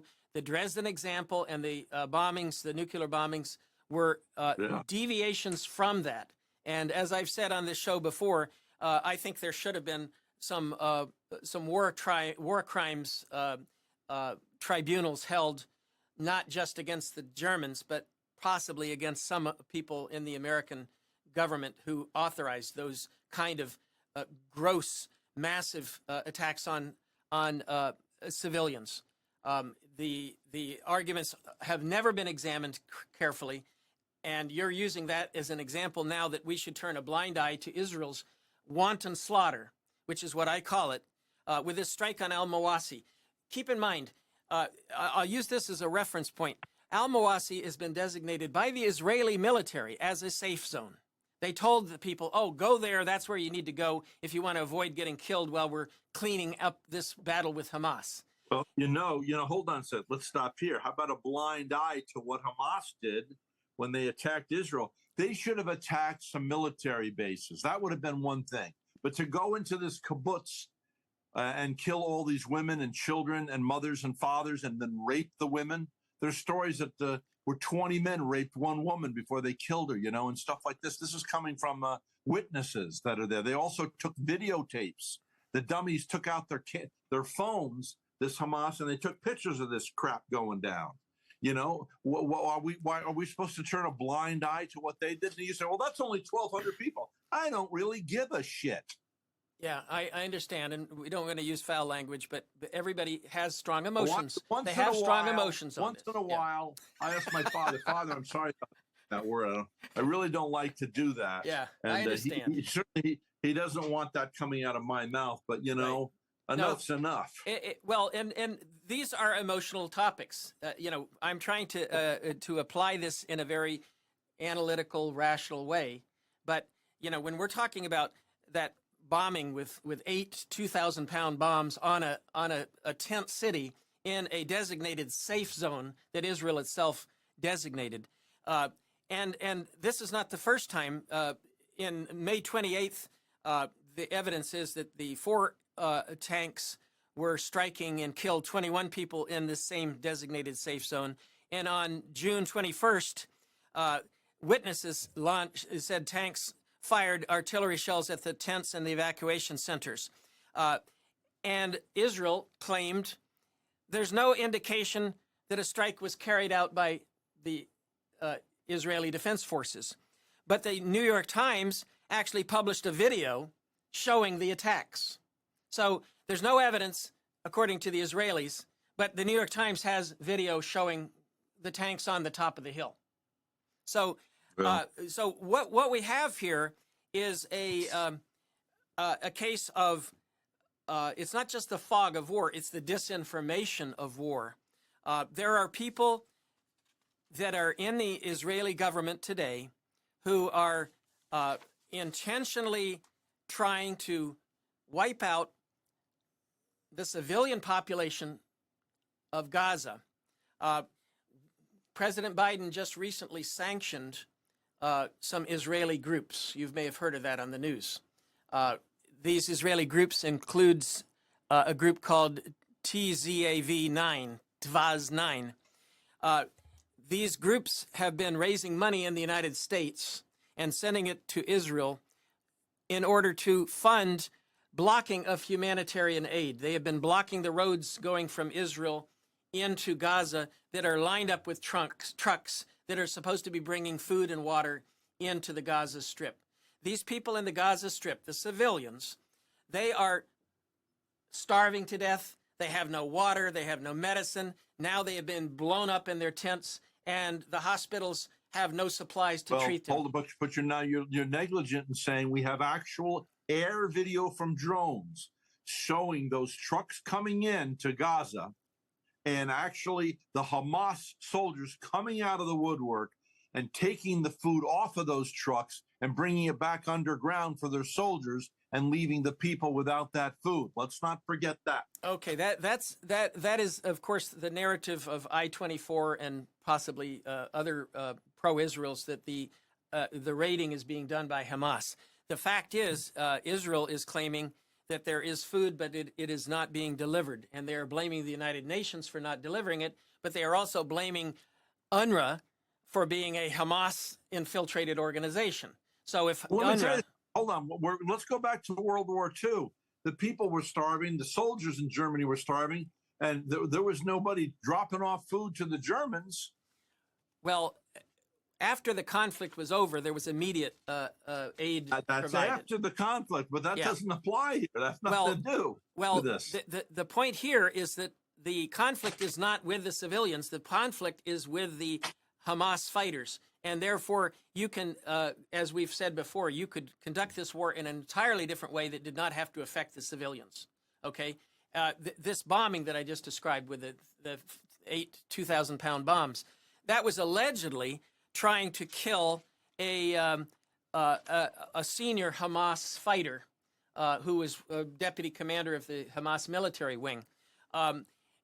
So the allegations by Israel is, well, we dropped those bombs because we wanted to be sure that we killed him. His name is Mr. Def. Look. We live 90 miles Yeah. From our land to Cuba. And yet we've allowed the Cuban people to be held hostage by this bastard named Castro for all these years. Now his brother's in there. You know, I agree. We should have gone in there and just taken Castro out. Yeah, I mean, now they're still down there. Do you want to know how pitiful it is? I ran into a doctor, and he told me he was given $100 a month to live. $100 a month. Yeah, Our next guest is coming in. on in. Let's go ahead. Come on in and join us. right here. And this is Lance Lunsford.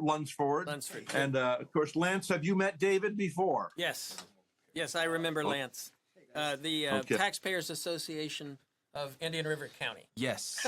Okay. Good job. Now, Yeah. Noah, Working on it. And a very educated young man at that. He thank knows you. his now, classics.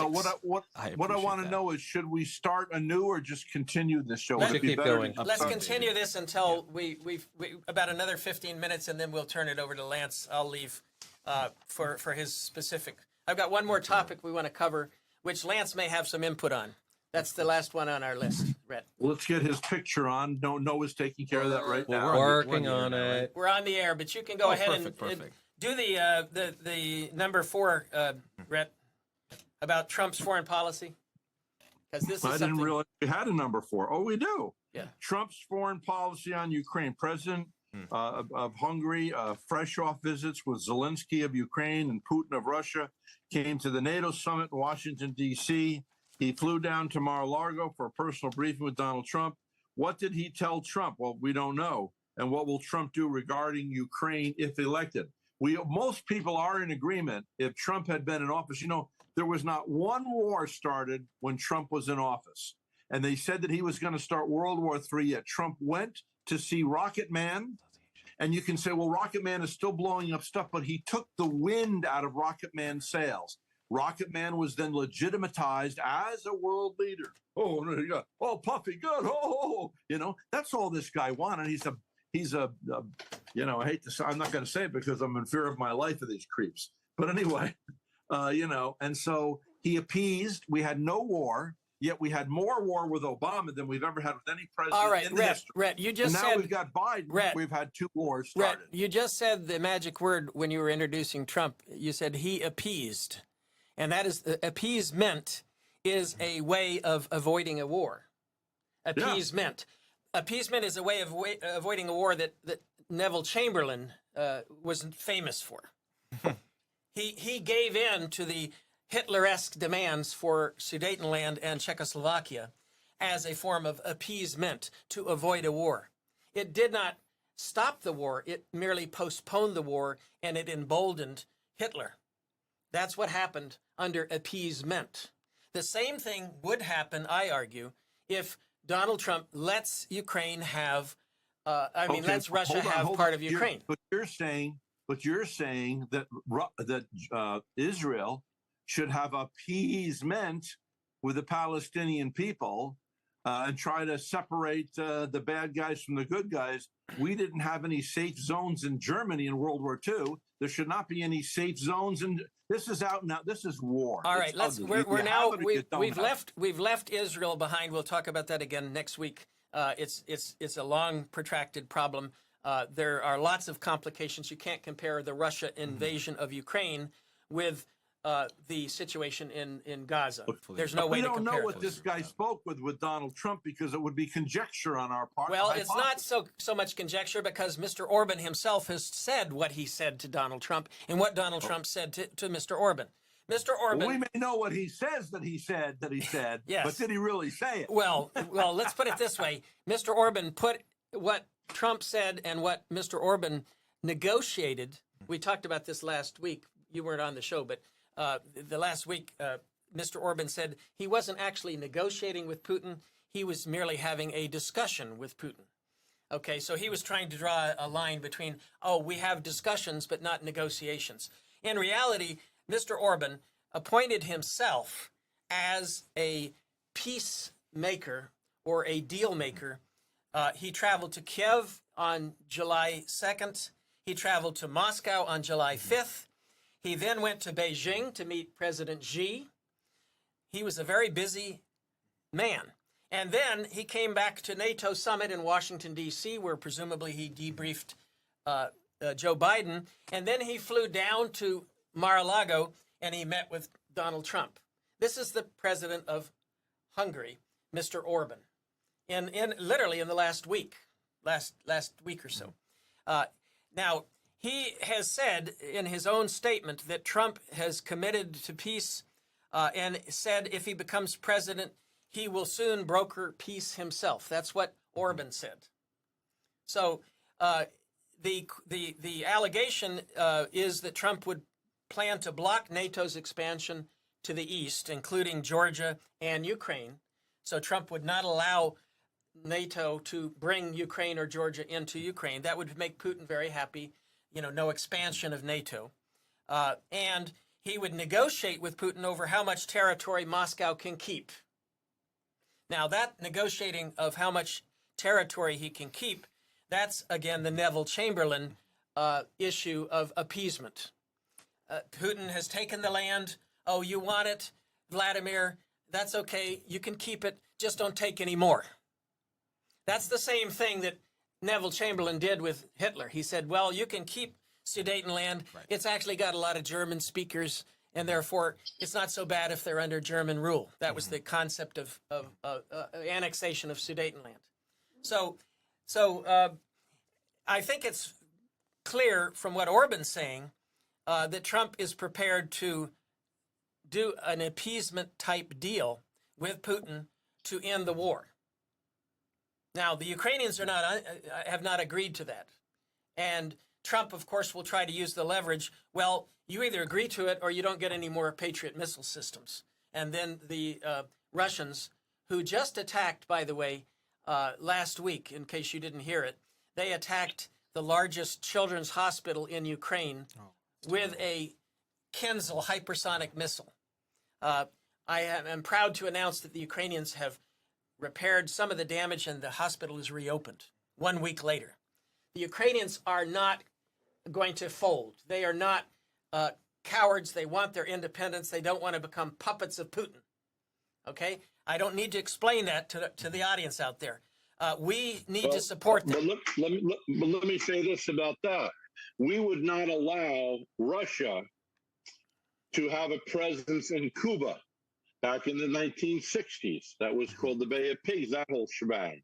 Now, Putin had said blatantly, I just met, by the way, I met a Russian dentist when I was in Maine. And he actually looks like Putin. I told him he could be Putin's nephew, and he was laughing hilariously. But he said Putin had laid down the law that on the border here, and they were resolved to be on the border. So Putin's going to say, well, if you're going to threaten us, then, why don't they just relent and say, okay, we'll move in a little bit. We're not going to have these things on the border. So there's two sides to every story here. I'm not a Putin guy. You're Don Putin. I ain't a Putin. But anyway. Well, your point is, it's an interesting point. I wanted two things. One is this question of, quote, NATO expansion, which is something that the Russians are quite upset about.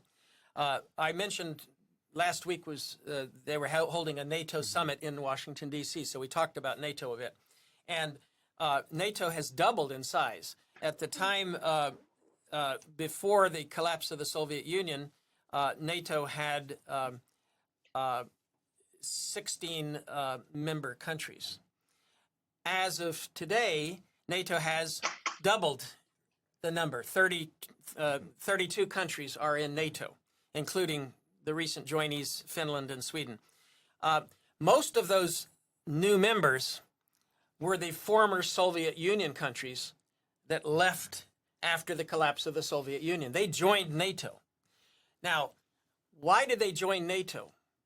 Because they want to avoid being reabsorbed into Russia, into the USSR, into the Soviet Union, or greater Russia.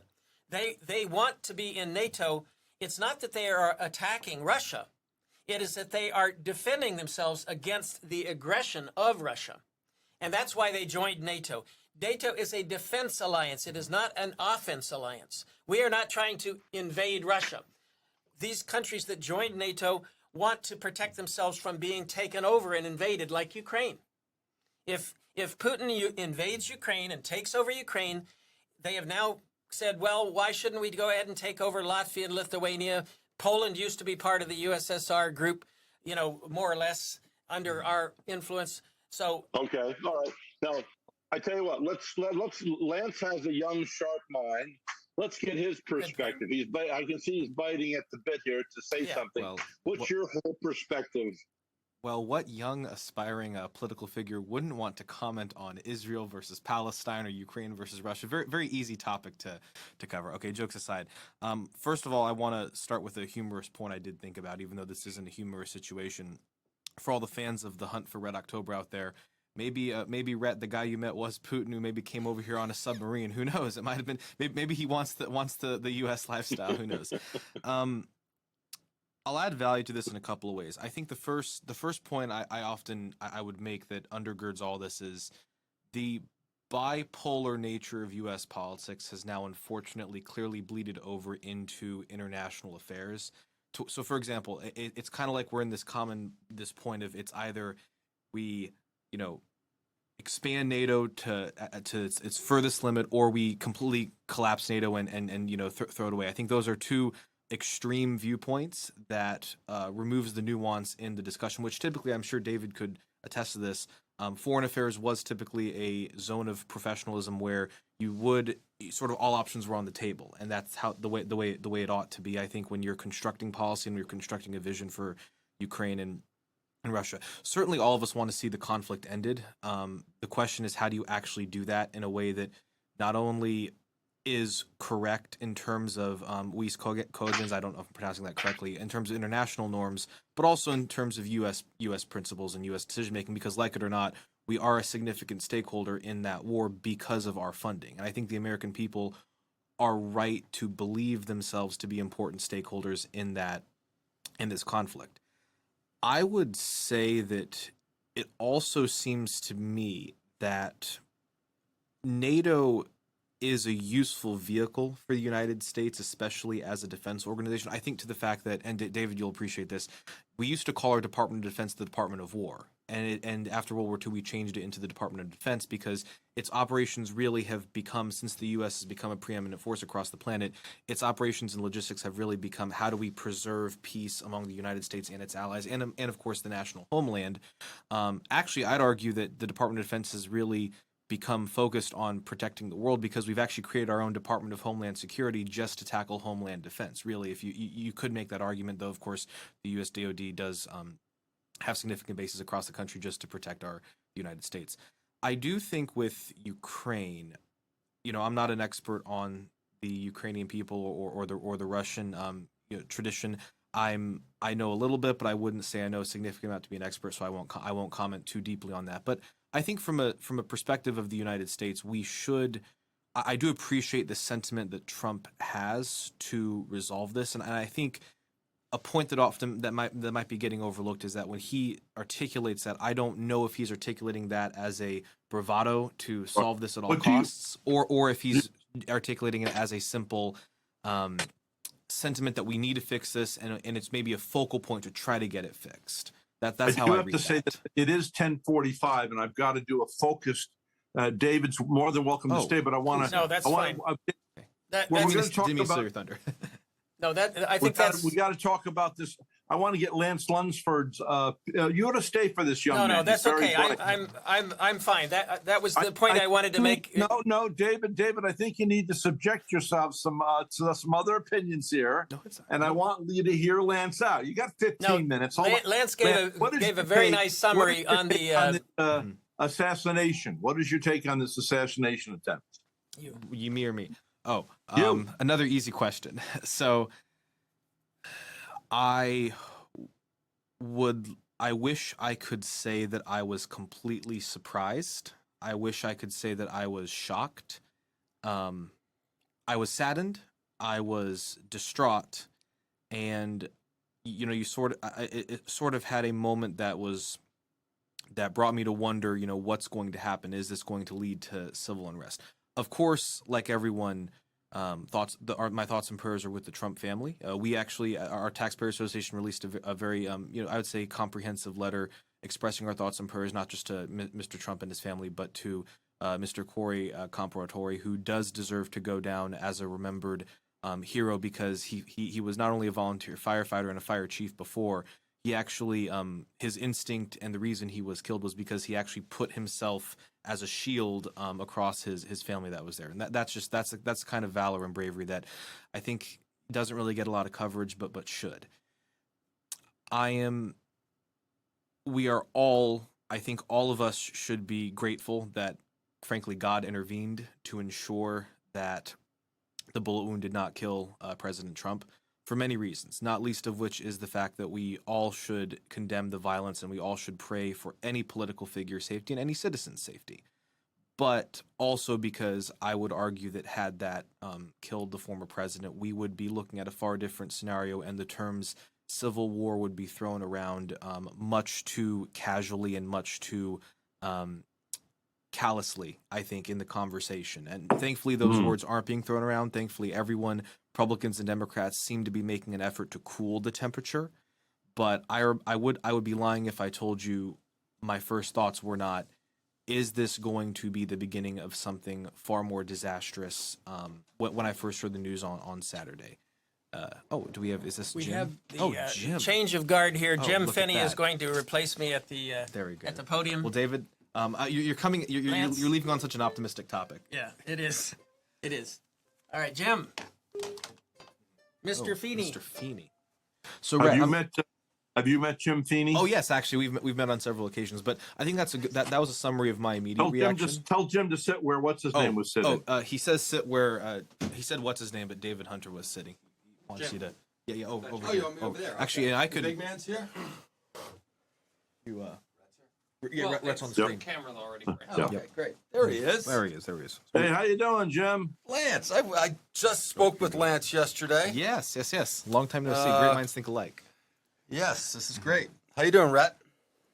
Oh, I'm doing okay. I'm glad. I was very shocked. I have to say that 24 hours before this happened, only I know this, and my God, I was thinking about assassination.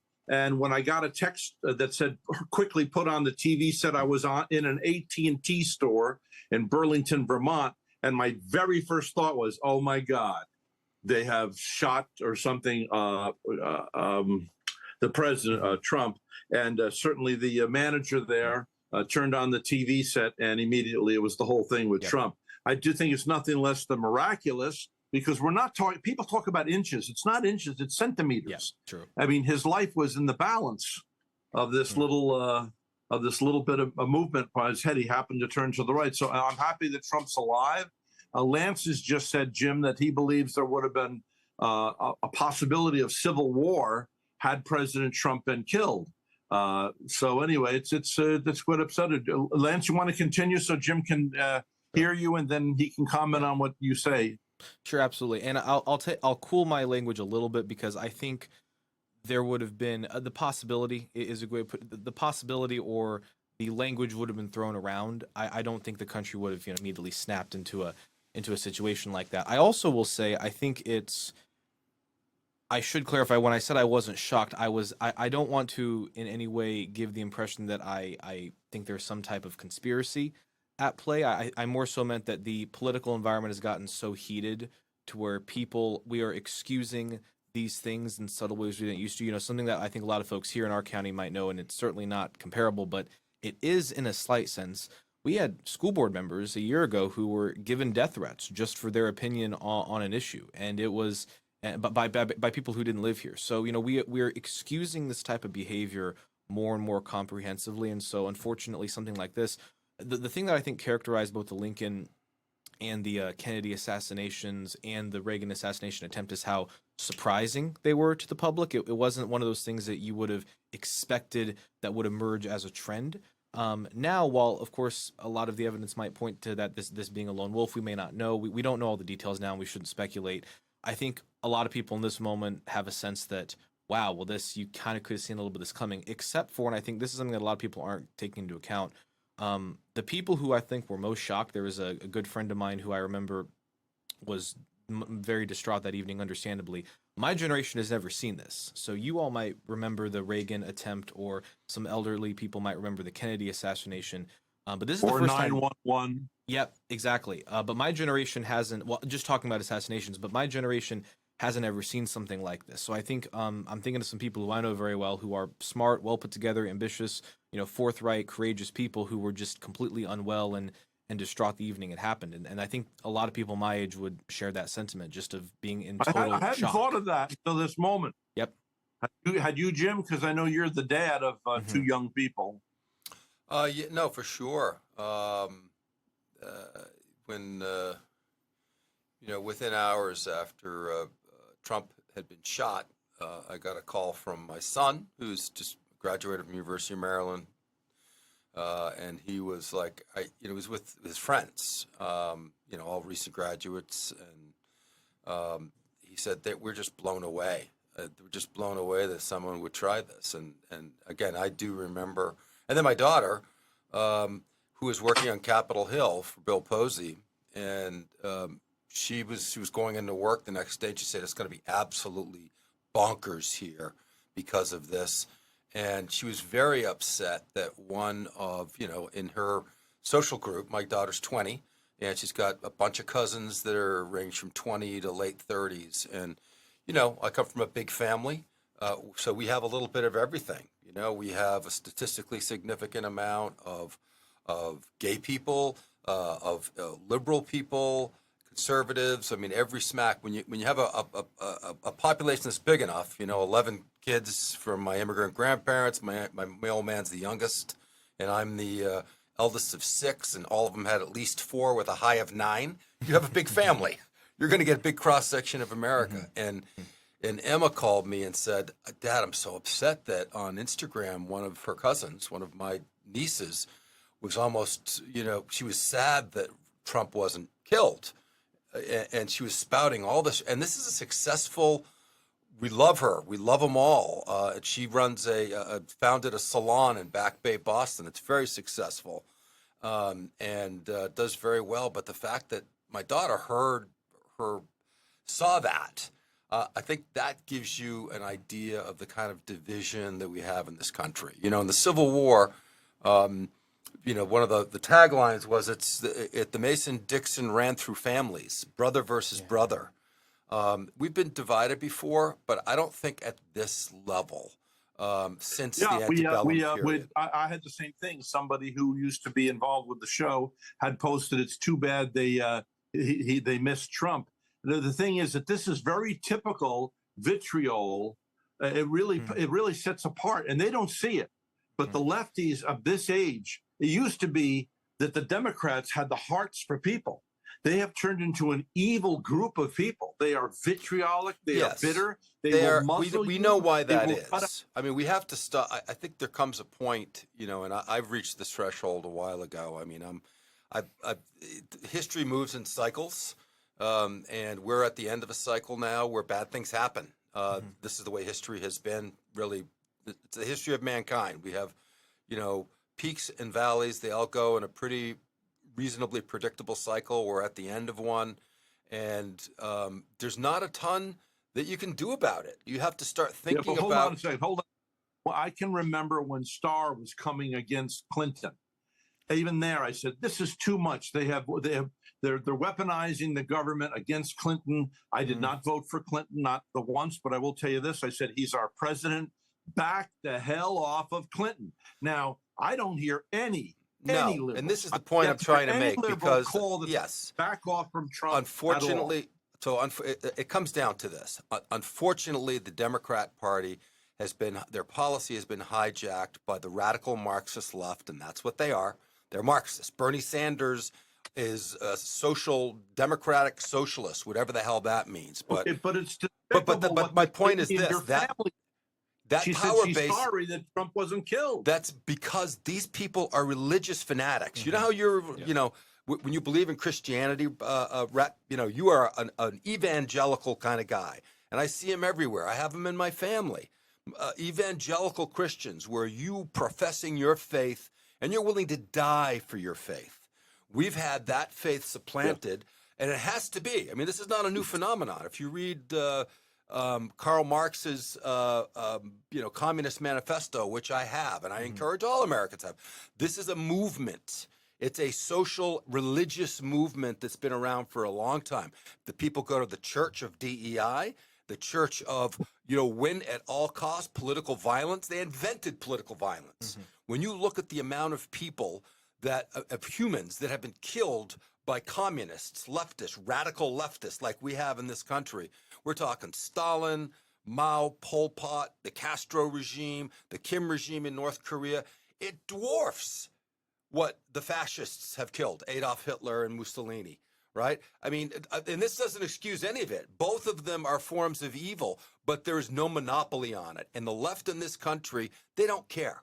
The hard left, Anastasia, the AOC, and that, those are the cheerleaders who are saying, the people that their dog whistles call, because crazies can be called by dog whistles on either side of the aisle, right? The Democrats have been dog whistling to their fanatics for 8 years. So this is kind of a culmination of it. Well, okay, let's get back to Lance. Lance, go ahead. Oh, perfect. Well, I'll touch on Trump first, and then touch on Jim's point, because I think Jim's points can take this conversation into a much broader and more interesting direction.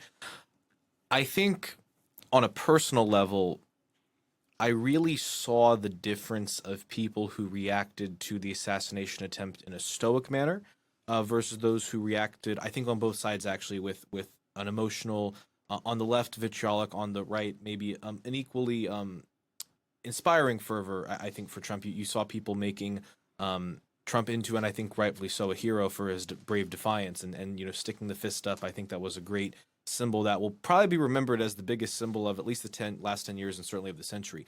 That the evening, I'll just admit this candidly, to Jim's point, I had a good friend of mine who's in DC, and his birthday was on Saturday. And so I called him, I said, and he's working at a very prestigious law firm. He's at Yale. He's in his summer associate years. And I called him and I said, hey, just want to let you know, don't go outside.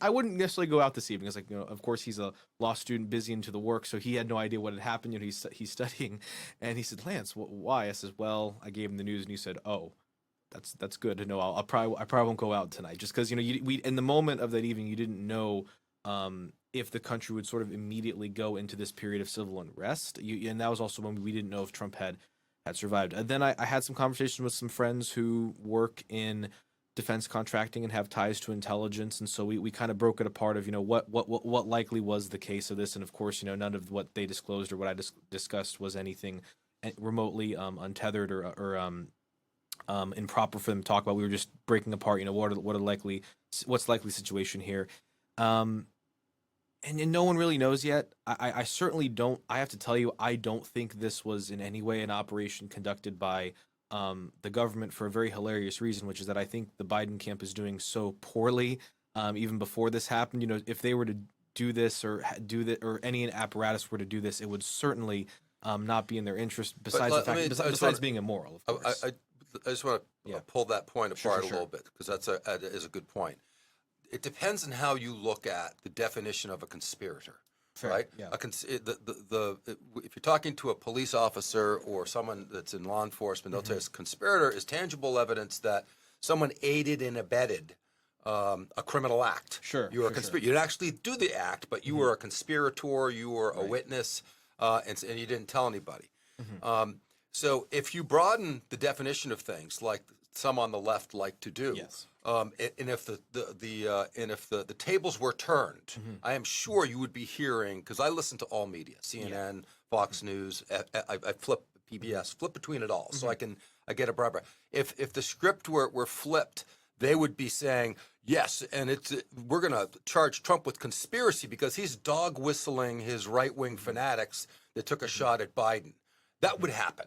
All right. There is, if I'm a betting man in Vegas and we're going to bet on that outcome, I'm going all in on Red 47.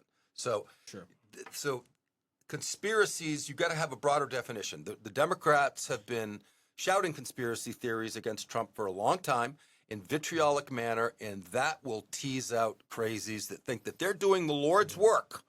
The Lord's work by eliminating this man. Because remember, this is religious fanaticism. We know that the president that Biden had said there should be a bullseye on Trump's back. Exactly. Now that they give crap to Trump, who didn't even say anything that blatant on the January 6th thing, and yet they're letting Biden get away with this, saying there should be a bullseye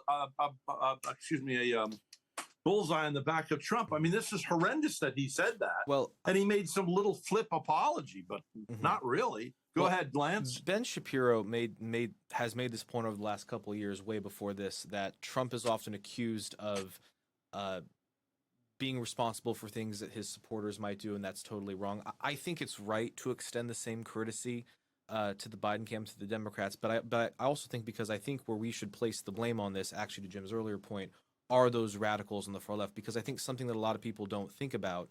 There's a historian who I find very good. He's young. His name is Rudyard Lynch. He runs a very successful YouTube channel called What If All This, and he's well researched, and he has all these publications. And he made an interesting point that I actually found myself thinking about, which was that if you one way to look at the current breakdown of the American population is that there's 4 religions, and one religion is Christianity with about 50% of the population. 15% is sort of this technological movement, people who are obsessed with technology. You see that in Silicon Valley, sort of the libertarian zeal of many preeminent figures in Silicon Valley who have a lot of wealth and have a lot of power to just push society forward technologically. And of course, you see a small percent being Darwinistic, very, very much survival of the fittest. People should just be able to fend on their own.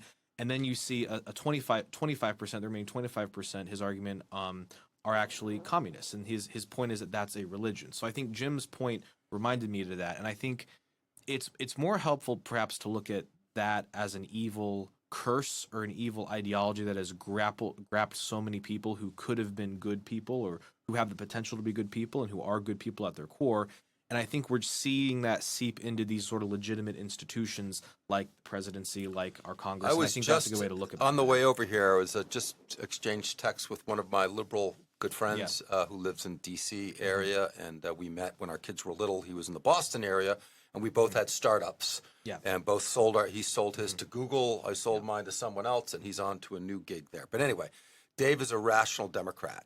Those are the kinds of Democrats the Democrat Party needs to go back and get. Smart people. I love him. He's part of my family. And we disagree, but he is so frustrated with, it's like, this isn't my Democrat Party. I don't know if I'm going to vote for Trump, but I may not vote at all because this is so bad. He was saying he's an MIT grad, so he's like, a new article just came out that MIT hired 1,200 new administrators, right? They're not cheap. Those are $100,000 a year plus jobs. 1,200 new administrators, and their enrollment had not changed at all. It had even decreased a little bit, which tells you about the growth. The left wing grows itself like a cancer inside institutions, subverts them. That's what they're doing, and it's been going on for a long time. It's only finally poked. The Hydra has poked its head out of the sands, and I give Trump a lot of credit for coaxing it out. Now we should all clearly-eyed see it, and we hope the Democrats reform themselves. I think they're going through an act of political hygiene now, which is a good thing. Biden's not your guy because Biden has been a puppet of Bernie Sanders, AOC, and that rat and Elizabeth Warren, the radical piece of America, and their part. Like, listen, free speech. Americans have to decide if this is a way you want to go. But luckily, we have a constitutional boundary which says, well, you may want that, but our Constitution prevents it. Sure. So there are game rules. That's the box we're playing in. If you want to poke outside that box, then the Declaration of Independence says you have an obligation to fight tyranny in all its forms, and that's a form of tyranny.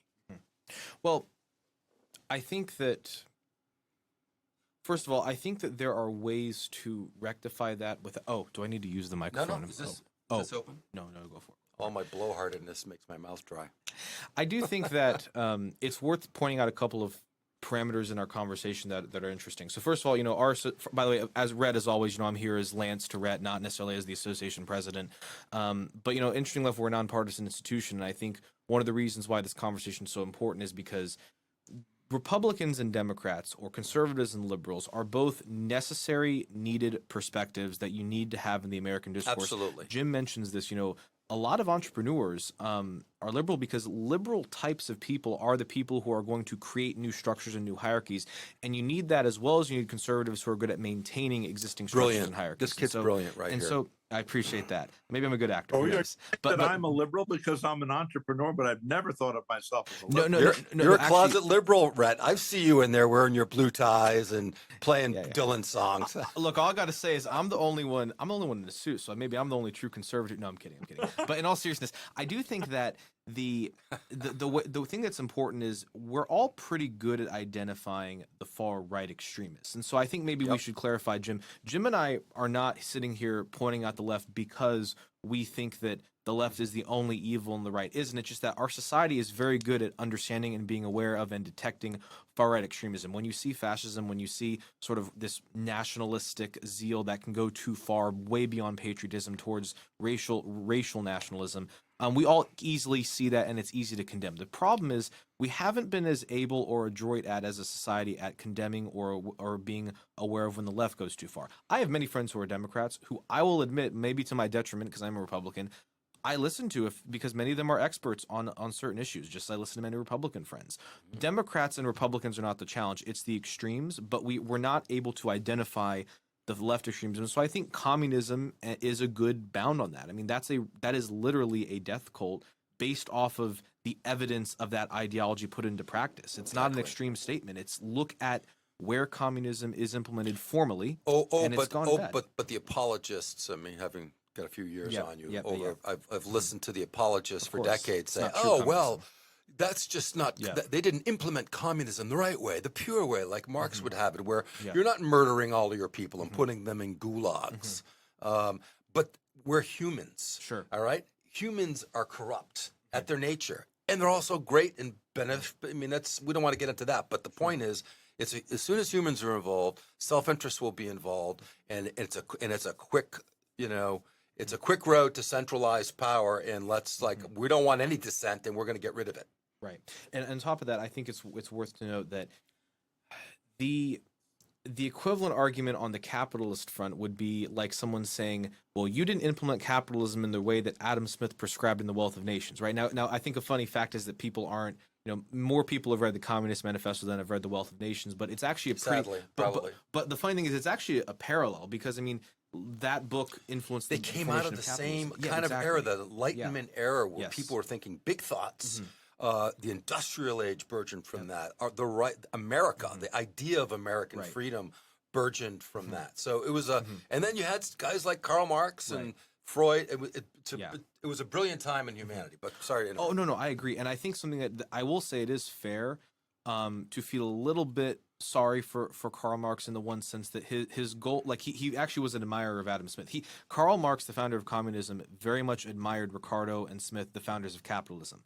I think it's fair to say that Lenin was probably the key figure who might have taken the manifesto and twisted into his own vision. But the other thing to point out, though, is Marx was growing up in a time right in the German area right after Napoleon had just wrecked it. My biggest argument that I think I could make concisely is that everything we are living through, everything in the Western world, can go back to the French Revolution and not the French Revolution, the Napoleonic Wars. I mean, the Napoleonic Wars led to the formation of Germany, and all these ideologies in that century formed as a response to the brutal nature of those times in that period. So I think communism, sadly, is a bad idea from that period, formed from an understandable person in understandable circumstances that got twisted by the evil people who turned it into what it is now. Certainly, capitalism is Okay. a better way to No, go. Though. Noah's here. That must mean Oh, that we've we gotta finish. run our time. No, we're not going to leave, but we do have the official host of this show this hour is Pastor John Vecchiano, Oh yes. and we're going to load him in to be part of this. Do you want to start again, Noah? Yeah, Sure. because his So you want me to stay, Rhett?